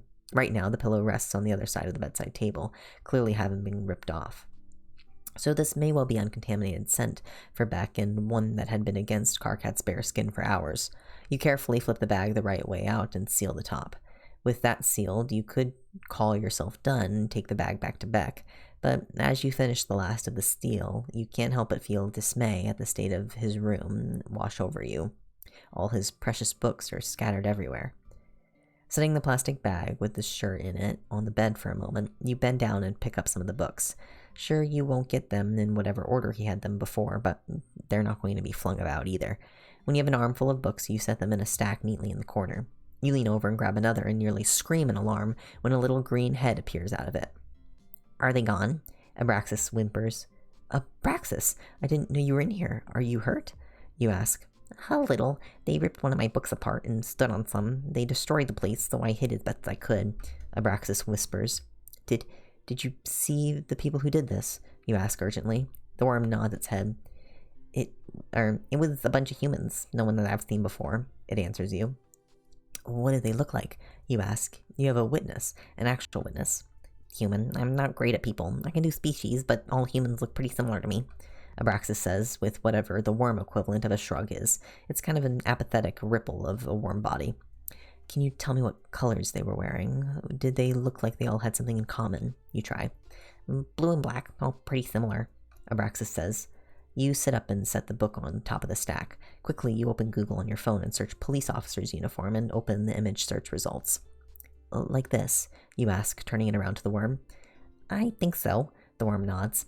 "Thank you. I have to go. I'm sorry," you say in a rush. You grab Karkat's shirt in the bag on the bed and hurry out to the main room. "I think it was the police. Does your maker have anything to do with the police?" you ask breathlessly. "If you're right, then this is a real lead." "He doesn't work for the police. He's an angel," Aridin answers as if you're a moron. "Could he make the police work for him?" Jade asks. "Of course he could. Police is pretty good, actually. They usually have authority, so people won't question him being taken by them," Aridin admits. How would he make them do that? Karkat did nothing wrong. Nothing they could prove, anyway. You amend that last part, with the arson and theft, after all. The police wouldn't have any way of knowing about that, though, sure, if you had ratted him out, then they could have worked it out from there, but there's no question that any of you would have done that. There's no way any police in Georgia could have looked at Kenkri's burnt-out apartment and missing stuff and linked it to Karkat. Even if they could, you're not in Georgia anymore, so there's jurisdiction issues at the very least. "Because they're only human and incredibly easy to influence," Aridin answers. "How, though? What did he do?" Jade asks, but he just shrugs. You take a deep breath, lean over and grab Aridin's scarf and haul him down to your level. "Tell me the method which your maker would use to influence human police to arrest Karkat," you order him. Aridin is compelled, and you, for one, hope it hurts. "Everyone believes things. I don't mean about gods, but mortals produce belief. You believe and hope in all sorts of things, and hope is something me and my maker work with. People convince themselves of all sorts of things. This person loves me. I'm good at this. That person's out to get me. You just have to warp their perspective. She does it too." Aridin chokes out and flaps a hand vaguely at Jade. "No, I don't," Jade protests. "You hide yourself in other people's belief that you aren't there," he argues. I guess you could look at it that way, Jade says uneasily. He would just have to warp their minds to say that whoever they think about him that would justify what they're doing is true. Maybe they think they're taking in a murderer or a terrorist or whoever. They do what he wants, and no one questions it. And they do it all themselves, Aridin explains. That's horrible, you whisper. Your phone pings in its charm on your wrist. You take it out and see Solix has messaged you. Okay, I gotta take a drink. I think we're gonna do a little quick break. In my quick break, I'm gonna take like 2 seconds to use the bathroom. I'll be right back. Hold on.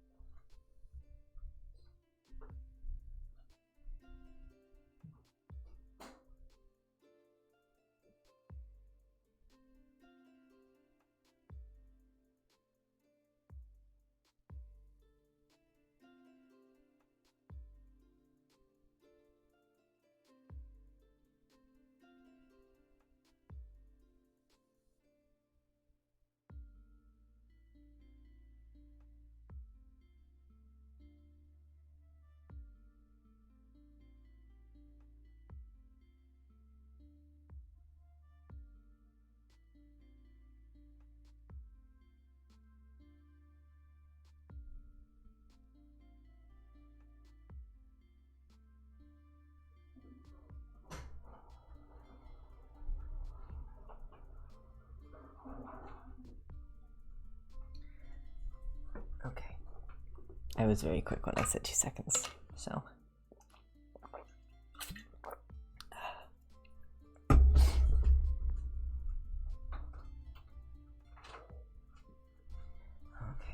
Okay. One more sip. Okay, we're about halfway. We're a little more than halfway, actually. As I think we'll probably hit the 2-hour mark to finish the chapter. Alright. There we go. Solix began trolling Rose. I managed to get in and have a look at the footage from the cameras like you suggested. Good call. Was it police officers? Abraxas's description of the people who were there suggests that. It would also explain how they got access to the building. They look like cops, yeah. Bad news is the camera is old as shit, and it looks like people have been touching the lens, so the video quality is potato. I tried, but I can't pull any badge numbers or find out who they are. If they even are legitimate cops. Yes, I supposed it could be people dressed like them falsely. Normally, I would never open a file from you with that name, knowing that Karkat is your kismesis, but in this instance I shall. We'll also go down to the local police stations with Beck and see if he can pick up Karkat's scent anywhere there. I got something else for him to smell. Sir, I have to go. Tell me if Beck finds a trail at the police station. Will do. You should go look at that file, but part of you hesitates. You're not ready to see it yet. You procrastinate with another task. You message Dave. Dave, where are you right now? Just leaving the port near home and trying to find a taxi, so I'll be with Mom in about an hour. Make sure you get out early so you don't harm the driver on Mother's Barrier. Right, yeah, we don't want Kentucky Fried taxi cab driver. Indeed, we don't. Have you found anything yet? We think either the police or people dressed as them took Karkat. I have a sample of his clothes for Beck, and we're going to look at the police stations now. Alright, be careful. Try not to stab anyone. I will do my best. You move to stand next to Jade and click the video. Aridin also leans over to watch. The footage is unclear like Solix warned you it was, but you can see Karkat approach the door even if he is blurry. He's without a coat, and he seems tired and his posture is worn. He uses his card to open the door and goes inside. The footage skips forward to Karkat being hauled out by what looks like police officers. His hands are cuffed behind his back, and the way he's being pulled looks painful. There's just a split second where you can see his face, but his expression is frightened. Kar, Aridin whispers. We have to find him. If it's police officers, we can go to their stations or whatever, right? Jade asks.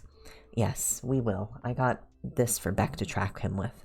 You say. You pull your phone away and open the bag. Crouching down, you offer it to Beck and watch his face as he puts his face inside, sniffing intently at Karkat's shirt. When he pulls his head out, you seal the bag again and tuck it into your bag of holding.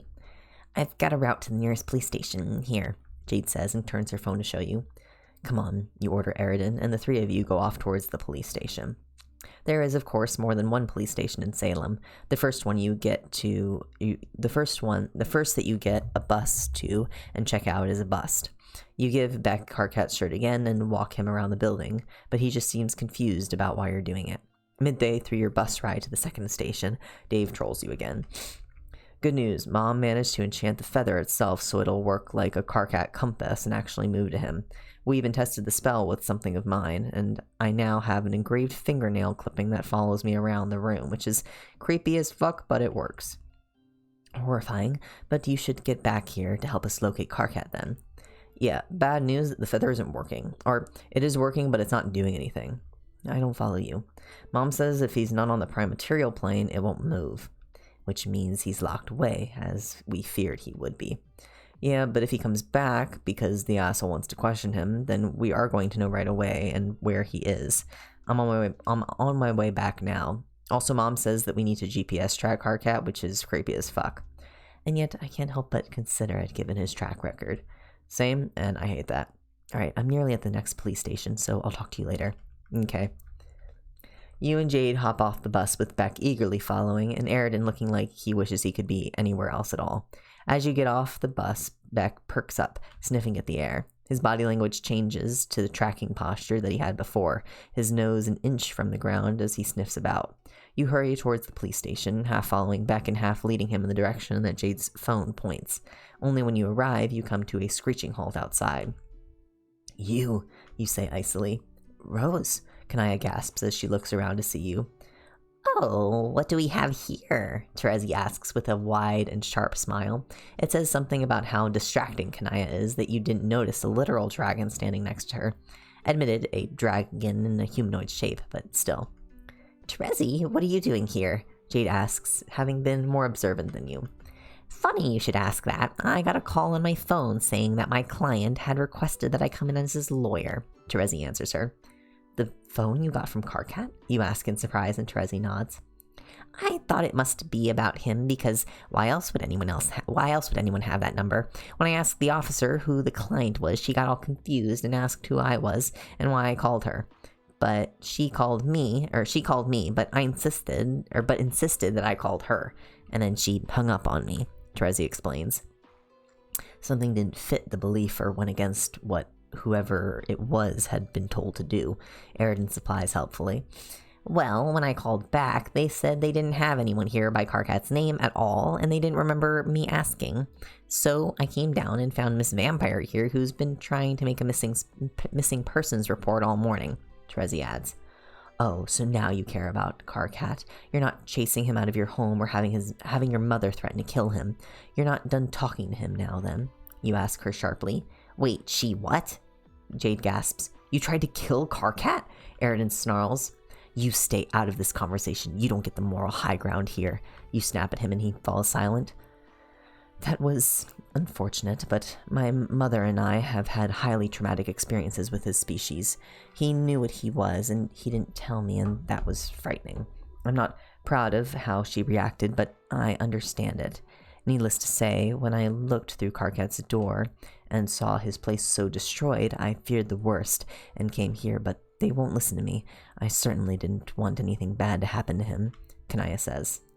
This is all fascinating, Terezi chips in happily. Right, perhaps not the time to have this conversation.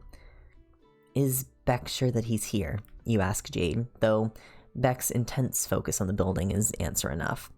Either he is or he was, Jade confirms. 1 second, you say and pull your phone out.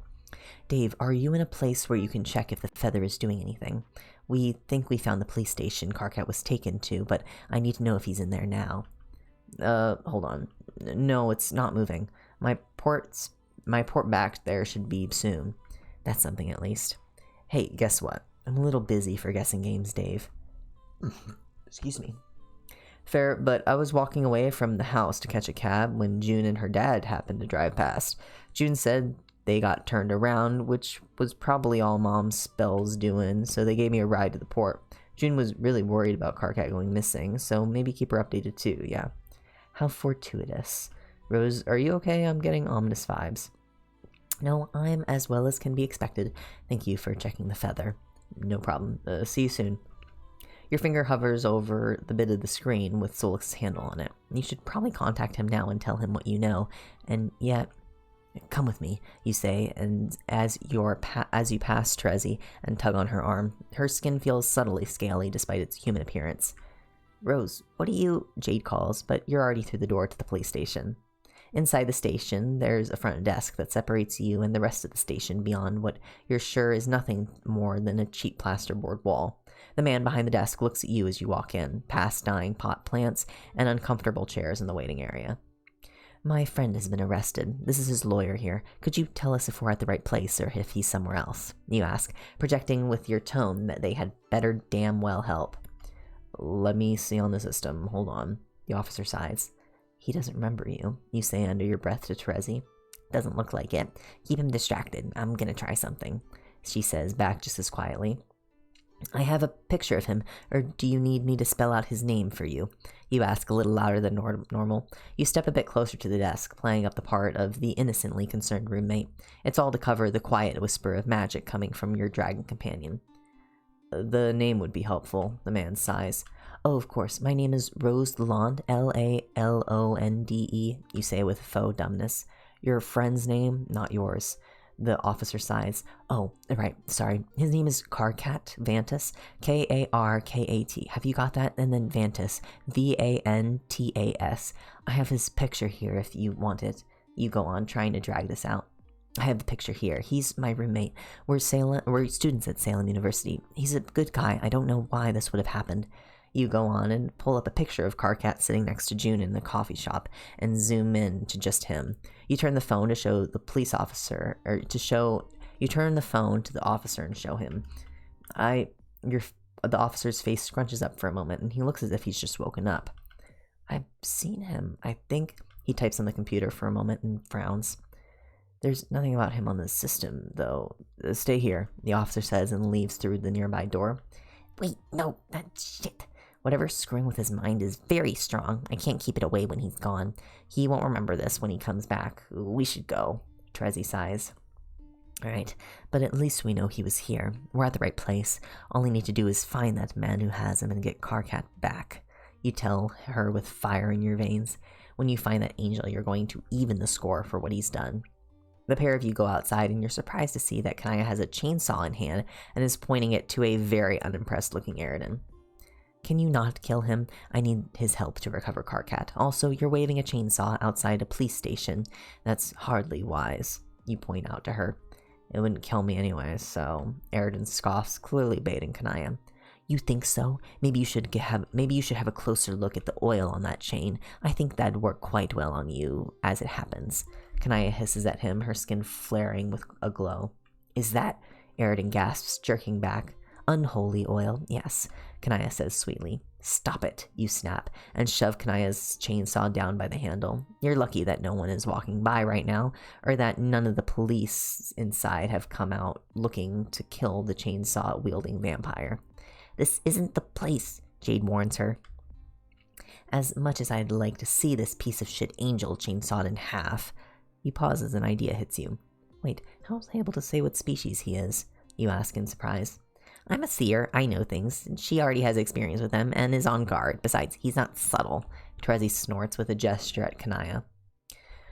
Well, fine. As much as I want to see him killed because he is mostly responsible for Karkat being kidnapped, we need him alive, helping us to get him back. If you want to try and kill him afterwards, I'm afraid you'll have to get in line, so put that thing away. You tell Kanaya over Aridin's protest that he's not that bad. No one is listening to them. Even Beck is ignoring him. Kanaya looks at you, but it's more like she's trying to stare you down. After a few seconds, she breaks first and her chainsaw vanishes into her handbag. So, we know he was here. What now? Jade asks, breaking the silence. Now, I tell Solux. You say and get your phone.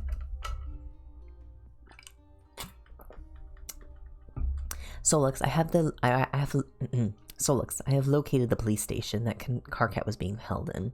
Beck led us there after a little research on our part, and afterwards we found Trezzy and Kanaya outside. Kanaya was trying to report him missing, and Terezi had got a call from a clearly mind-controlled officer about representing her client as his lawyer, only to forget the purpose of the call halfway through. Dave has got the feather enchanted and is on his way back here, but it seems to indicate that Karkat is not presently on this plane of reality. Now what? Alright, don't interact with the police. You don't know what they might have been told to do if anyone shows up, or to do.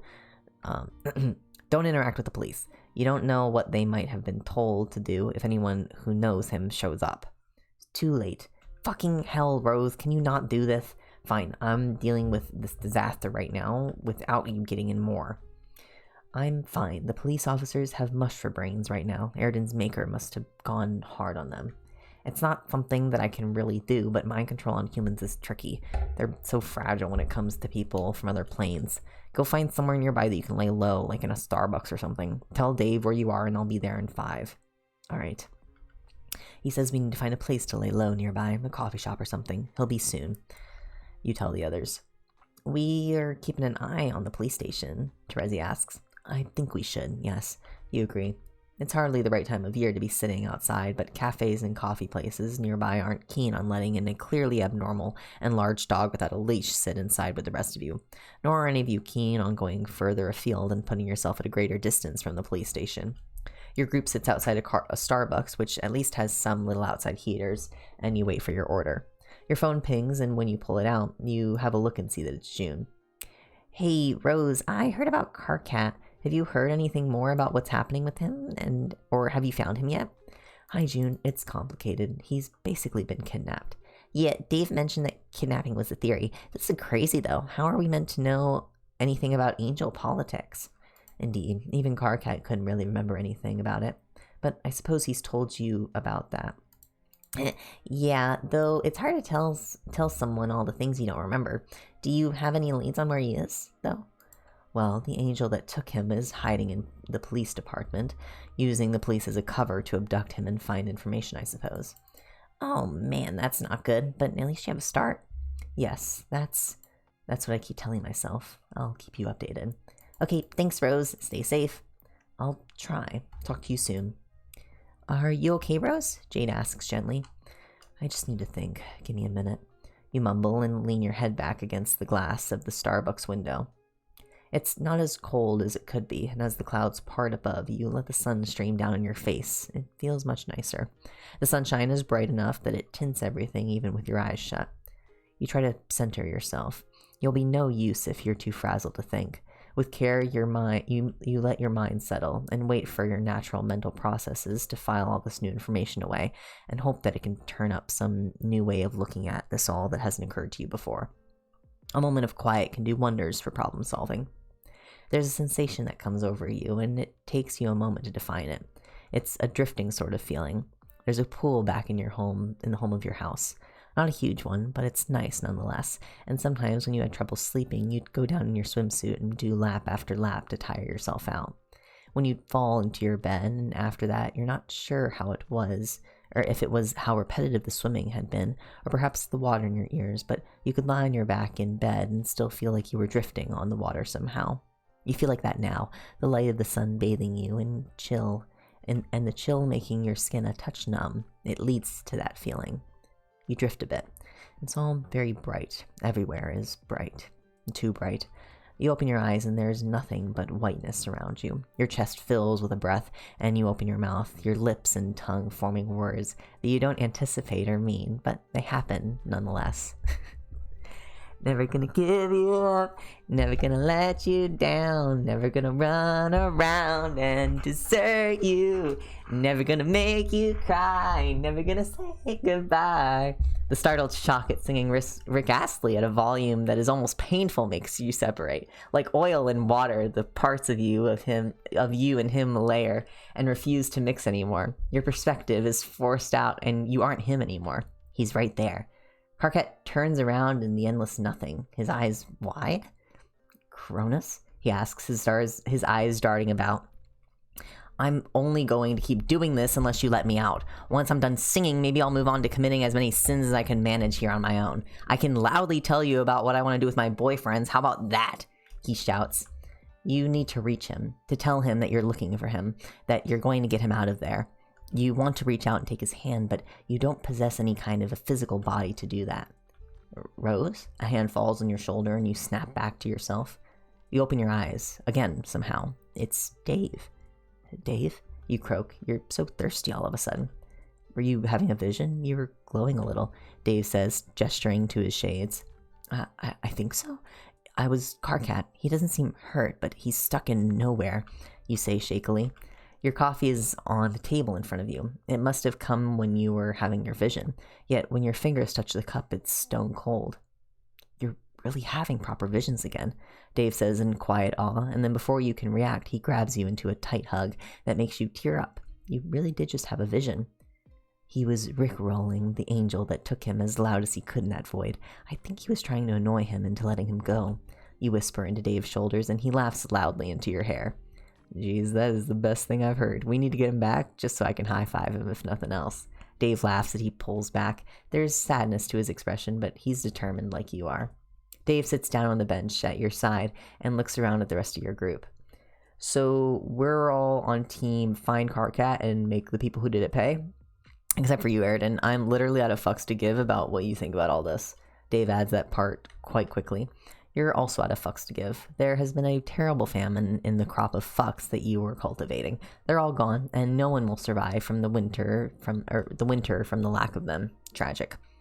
Carcat asked for legal representation. He's being unlawfully held and denied his rights to legal counsel. This needs to be fixed, Terezi says with a nod.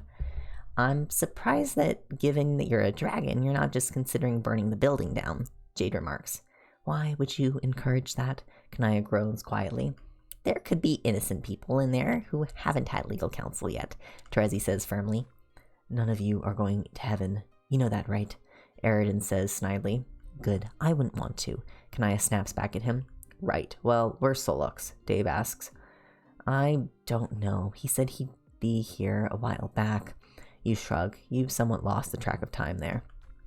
Dave makes a displeased noise and pulls his phone out, typing a message out one-handed. With his other, he reaches into his bag and pulls Carcat's feather out so he can hand it to you. There is tiny writing etched into the quill of the feather, so small that you can hardly make it out. It reminds you of those things where people get their name written on a grain of rice as novelty gifts. With a puff, Solux appears, looking tired and supremely pissed off. Sorry, everything has gone to shit and everyone is losing it. I got tied up, he explains wearily. Aridin looks deeply smug. Yeah, I bet. It was a nightmare getting off campus with how much of it is locked down from the murder, Dave agrees. Ugh, yeah. Good news, please? Solux asks, hopefully. I had a vision, you tell him. Solux's face freezes and one of his eyes twitch. Of course you did. That is great for you. Why don't you tell me what you saw that you shouldn't have been able to see? Solux asks in a tight voice. He certainly doesn't sound happy for you. Carcat was in some white endless void, angrily singing Rick Astley to try to annoy his captor. I suppose annoying captors is a thing for him, you say lightly, and that at least does make Solux laugh. It's almost silent, but you can see it. Solux looks around for a chair, but they're all occupied, so he shrugs and just sits on Dave's lap.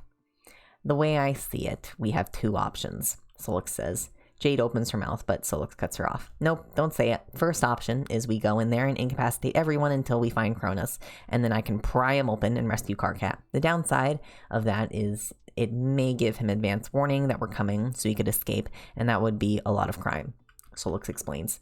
An awful lot of crimes, Terezi agrees cheerfully. The second option is riskier, but a lot more legal, Solux continues. Go on, Kanaya presses him. Well, you weren't here for this, but angels and demons both can put people inside a void of themselves. I could do that to all of you. Get myself arrested, scope the place out, and the moment I see Cronus or Carcat, you all come out and we take him out. Solux suggests. I can't go in your void, Aridin says firmly. Yeah, no, it'd be a matter and antimatter thing because I really don't want you in there and you don't want to be in there. I don't want you inside of me in any interpretation of that phrase. Solux snorts and Aridin glares at him.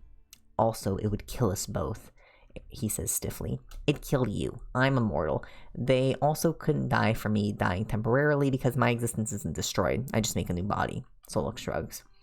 Is there any way that the police could theoretically restrain you? You ask. In a circle or something? Jade asks. Then we'd all be trapped, Kanaya says worriedly. First of all, anything that trapped me wouldn't trap any of you. Even if I massively dropped the ball and didn't notice that happening, assuming they even have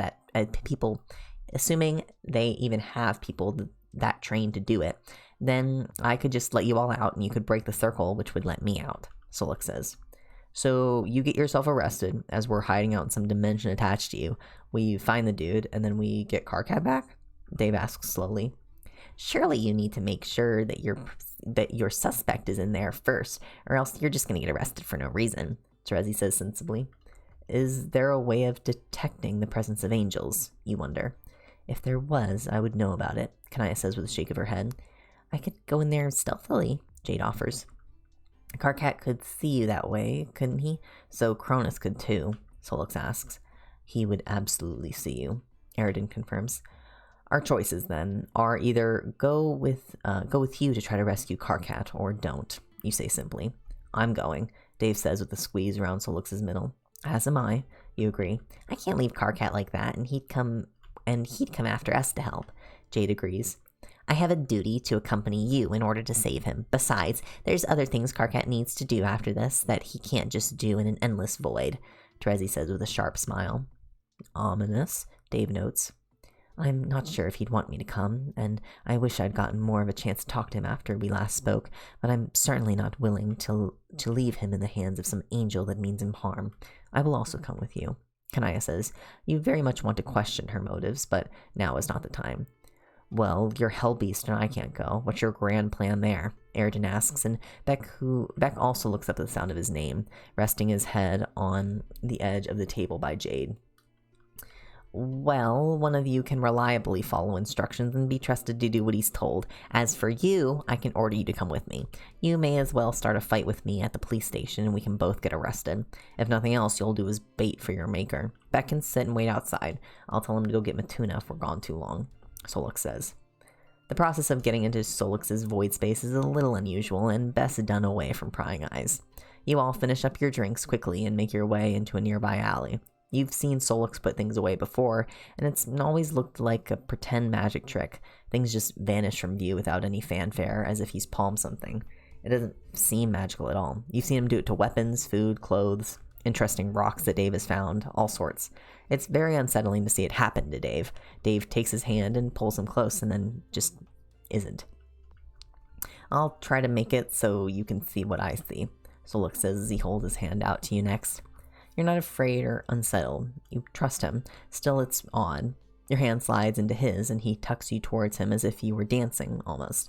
Then it's as if your whole being is calmly and gently tucked into a pocket. Then you're abruptly elsewhere, right next to Dave. Whoa, Dave whispers. Whoa is right. Calling this place a void would be very much a misnomer. It's full of things. To give Solix his credit, there's a certain amount of organization, and that similar things are heaped in a similar pile, or floating in specific areas. Over that way are several arcade machines, video game consoles, that are a little outdated by now. Over there is a floating row of iPhones, iPods, Android phones, cheap burner phones, various portable music devices, and then a huge stack of neatly ordered records. Over that way, clothes, furniture. Confusingly, there's a stack of swords at least as high as you are tall. Rose, he has a car in here, Dave shouts and waves you over.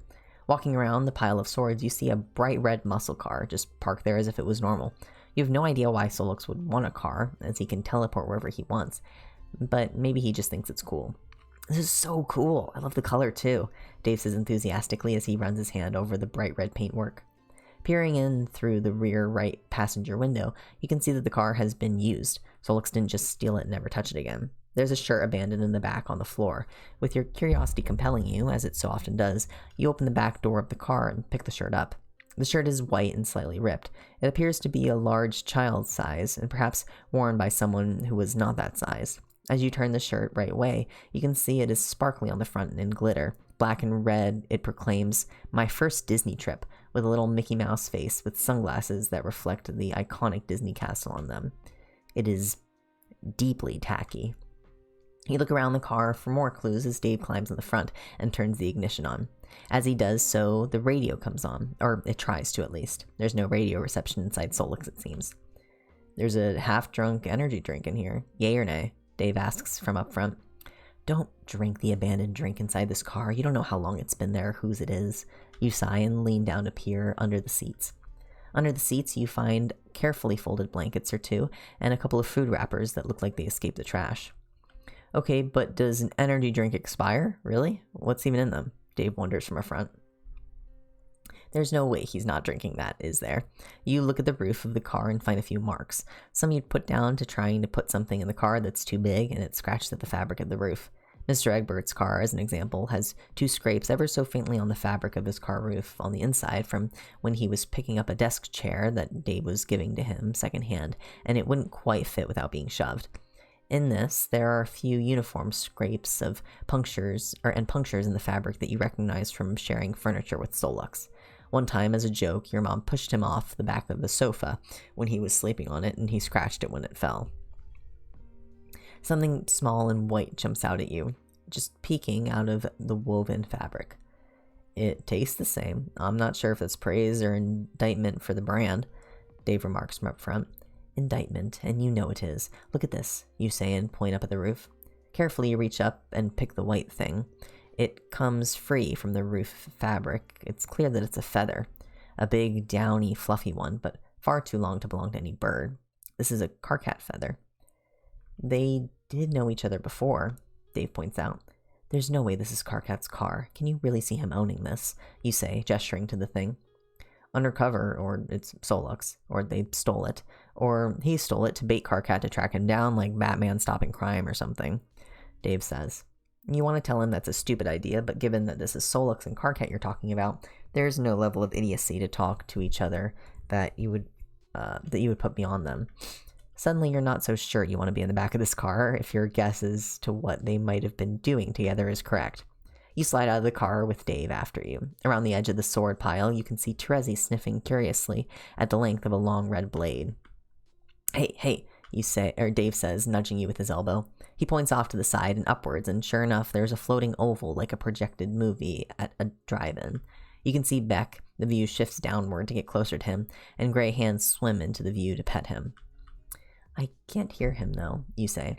Maybe if we get closer, Dave suggests. It's a good idea as any, and the pair of you walk past Terezi and the sword pile towards the projected view. Dave is right. There's some sound, but it's faint unless you're close, and weirdly Solux's voice sounds different. We need to go in there and start a fight to get arrested. Don't try and kill me. It won't work, Solux says. You know, the bones in your head make your voice sound different to you than it does to other people. I wonder if this is how Solux thinks he sounds, Dave says thoughtfully. He watches Aridin and walks ahead to the police station with Solux behind him. You suppose that he wants to keep the angel where he can see him. It's quite interesting, actually, that Solux's vision isn't blue and red tinted despite his eyes looking like they do. As he approaches the police station door, the frame of the view grows wider. There's a higher point of view, and a colorful overlay suddenly appears over what you saw before. He's opened his second set of eyes. Aridin's body is surrounded by a yellowish glow, and the people down the street each have a variety of colors around them. As Solux looks at the police building, the star symbol and the insignia glows a little, and there's also a glowing white line around the edges of the property. You must be seeing all the inherent magic instilled in the symbols, as well as the demarcation of the boundaries of the place. Rose, can we talk? Kanaya asks, her finger grazing your elbow. I need to pay attention to this. We can talk later. Karkat is more important, you say firmly. This demon has been following and threatening me, Aridin shouts loudly, pointing at Solux. They're inside the police building now, and the officer behind the desk is startled at the sudden shouting. You can see that Solux is thrown too. Then you almost feel the wave of, fuck it, go through him, and you hear him cuss Aridin out and fling himself at the angel with his claws out. There's a somewhat dizzying first-person view of the ensuing scuffle that leads to both of them being arrested and thrown in separate cells. The whole way through, Solux is looking around, keeping an eye out for any sign of Cronus, but you assume he seems nothing. They throw Solux and Aridin in individual cells, but as Solux peers through the small slit in the door, you can see that Aridin's cell is across the way. You can just see him along with his faint glow of yellow. I suppose they couldn't put him in the same one, Kanaya concedes. That's less no fighting, it's a crime, and more cage fights only, which is not really how that's supposed to go, Jade agrees. Solux leans against the door, and his view shifts so he's looking at his own chest. He presses his hand and then goes through it, a sight that fixates you. What does that even feel like? Rose, look, Dave whispers, nudging you. Turning around, you look where your brother is pointing, and you can see a translucent red and blue hand floating through the air. It's about as big as you are. You watch as it flicks a finger to a pile, and a notebook flies out. The giant hand catches, and it holds the notebook to its palm with its pinky and ring finger. The hand pauses and then diverts to you so it can ruffle Dave's hair with one fingertip, and then it's gone. In Solix's vision, you watch him take his hand back out again, and with the same notebook in hand. There's a pen hooked in a spiral binding on the top of the notebook, and he starts to write in demonic. That would be so convenient, Dave says and tries to neaten his hair. Oh, that's Terezi off in the distance. Keep an eye on Solix. I'm going to go see what she's doing, you say to Dave, who nods in agreement. You wind your way through the stack of things that Solix has chosen to hold on to. It goes a lot deeper than you'd realized at first, but you do manage to find Terezi at last. She's standing on the plinth of a damaged statue. The statue is far taller than Terezi is, so the scale of the man depicted is larger. The man on the plinth stands with one hand raised above his head, and a strange-shaped hammer held aloft.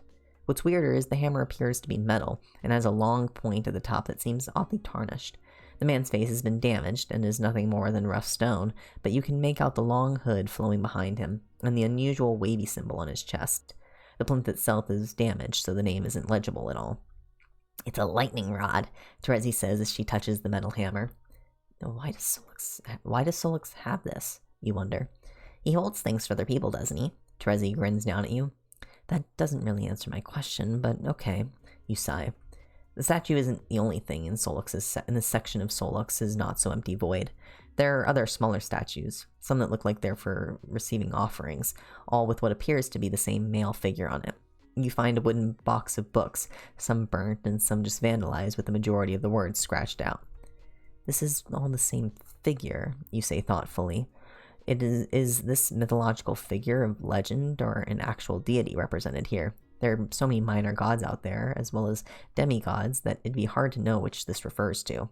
But why would Solix have this stuff? He's made it very clear that he doesn't like his own deity, but you can't see him taking it upon himself to worship another god. You also can't see a motive for him hoarding and defacing the representations of some minor god or demigod. There's a tapestry on the floor that appears to be cut in half, or you assume in half. You don't know how big the original piece would have been. As much as you hate to admit it, you need help with this. You quickly walk back to where you left the others. Solix doesn't appear to be doing much, just looking around his isolated room. Kanaya, can you look at something for me? You ask and beckon her over. I remember you saying before that you specialized in fabric. I want you to look at this. You tell her as you take her to the area with the statues and the other paraphernalia of whoever this is. When you reach the spot again, Terezi is sitting on the floor, sniffing at some carved figurine of the same person. This looks very old, Kanaya notes as she looks up to the statue. There's this, too, you say and crouch down at the cut-up tapestry. Kanaya leans over the tapestry and looks down at it. She pulls on gloves from her bag and gingerly touches the edges. What do you think? You ask. It's very old. The fabric style and dyes involved, as well as the style of the depiction, puts this in about the 9th century or so. The figure depicted seems more Nordic, clearly a deity, but the style of the weaving is more in keeping with the Byzantine Empire instead. Not that would be especially unusual. There's evidence that those cultures interacted. Kanaya explains, her tone academic. The 9th century? What's Solix doing with this? You gasp in shock. I have no idea. It's hard to know for sure, but I would say this half of the tapestry. It looks like what's being depicted is a religious gathering, a party and a ceremony in one. The key figure is in the middle here, the man in blue. He has a hammer with him, but it's notably different to the hammer you see Thor with. Rather, it's more like that one. She goes on and gestures to the statue with the lightning rod on it. It's a half circle, so it stands to reason that the other half of the tapestry contains the rest of the circle. Outside of the circle, you can see depictions of storm, rain, lightning, clouds, and yet those inside are fine, she continues. Terezi said that statue had a lightning rod on it, you tell her. So, most likely this is a weather-associated deity, yet clearly not only that, because this circle of revelry is almost analogous to something... Oh god. Bacchanalian, or even the likes of Pan. There's drinking. I would think that those two figures down there would be fighting with this third one, if they didn't appear all to be laughing. The middle god, or the god in the middle, is holding a grinning mask, so there's some other element there. I want to know who the other figure is. Kanaya says. Other figure? You ask. Kanaya gestures to the torn up part of the tapestry. You can see hints of clothing, and the end of a hand still on the side. There was someone else there. Do you know who it is? You ask. You look around, but you can't see any writing anywhere. I don't, but I can try and find out, she answers, and takes several very careful pictures of the tapestry and continues on to the other artifacts in the area. Am I correct in thinking that some of these things seem newer than others? You ask as you look around. Definitely, Kanaya agrees, peering at the smaller statues. Terezi, do you know who this is supposed to be? You ask her, looking around just as she seems to be licking one of the statues. She pauses and looks around at you. Oh, for sure I do, she says brightly. Are you going to tell me? You ask, already suspecting the answer. Nope, Terezi chirps.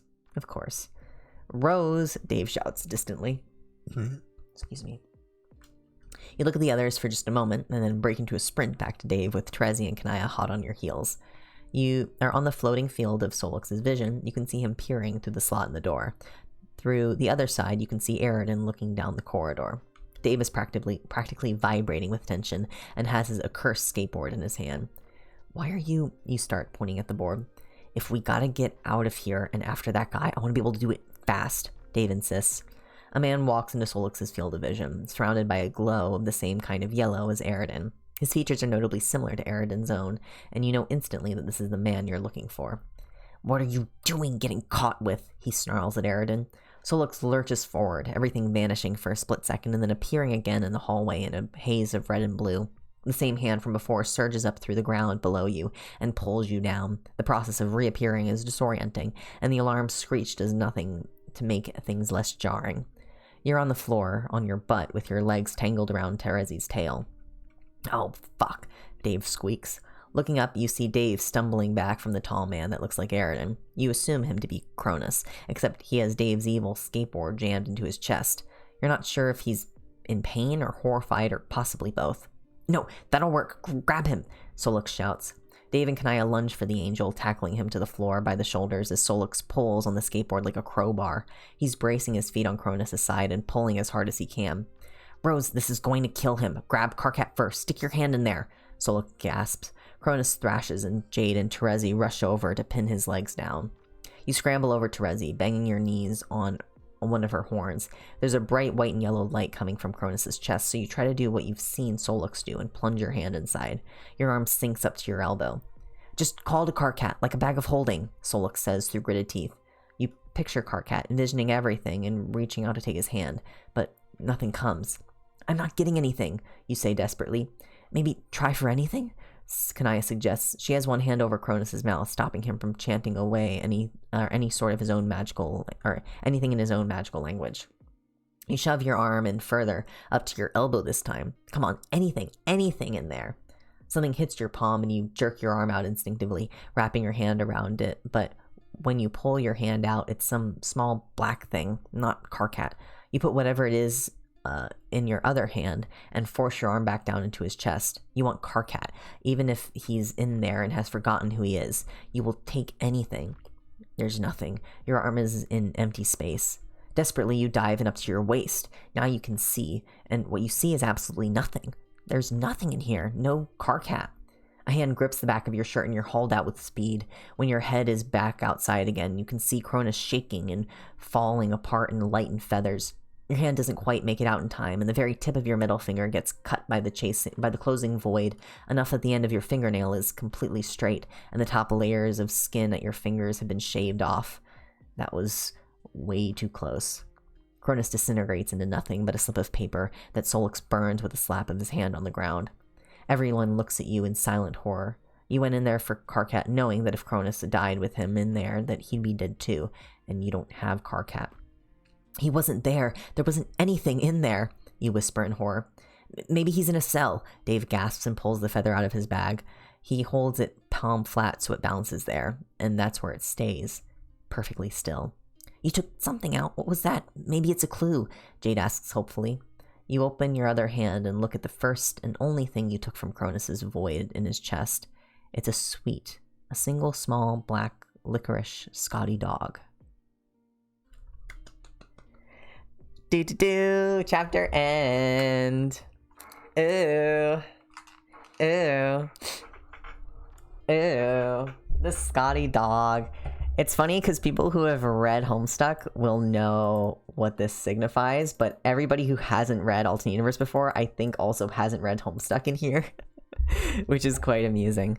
But that's our little cliffhanger. Fun stuff. Exciting chapter. Bit of a long chapter. We've been going for 2 hours. Long chapter. My goodness, 20k words. I'm so glad it isn't Thursday. Yeah, we get the follow-up to this cliffhanger tomorrow. Could you imagine? Yeah. The Sky Dog has been mentioned, but I forget the name. Has it been mentioned before? Have we gotten a reference to that before, earlier? I can't remember. Interesting. I do not know what it is, but it is dreadful.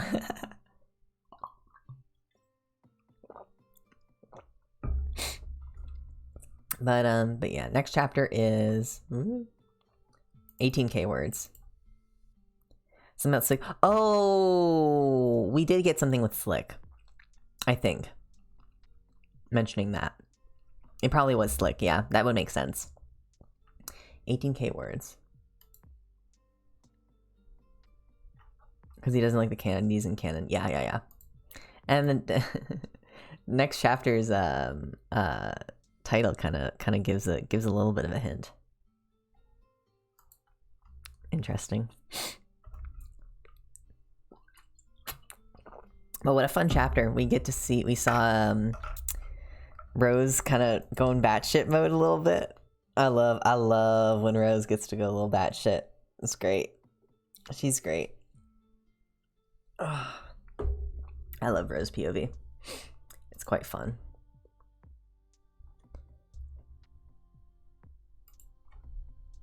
Moon. Rose going on Hinge was great. Yeah, absolutely.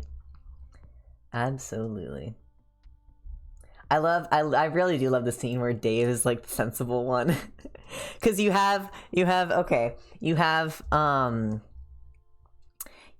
like Solux who's a demon, and also like Karkat's Kismesis, so is just more willing to be fucking violent to people who are mean to him.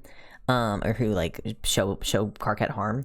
You have Jade, who is a fae and who also hasn't like grown up in a like typical social environment, so her morals are maybe just a little bit different. You have Rose, who is is kind of diamondy with Karkat, a little pale. And typically in pale relationships, it's very much like, and we even saw that with the porn that Karkat read, with the pale porn, where the whole crux of the short story was that like the Moirail got like vengeance by like killing the person who harmed his Moirail or whatever, right? And like vengeance is a very big thing with more allegiances, and taking vengeance for, you know, your Moirail or the person you care about. And then you have Dave, who is very flushed and red for Karkat in a very typical human relationship, and is the only one who is sensible. And is like, hey guys, can we not resort to murder? Maybe just a little bit. Maybe we can be a little bit sensible about this and not immediately murder the man.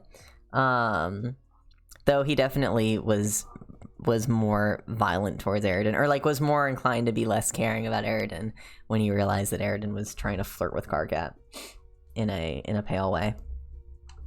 But I do find it funny that Dave is the only sensible one. He's a bit conflict averse. True, he is. Not a big fan of violence, my guy. My little guy. But yeah.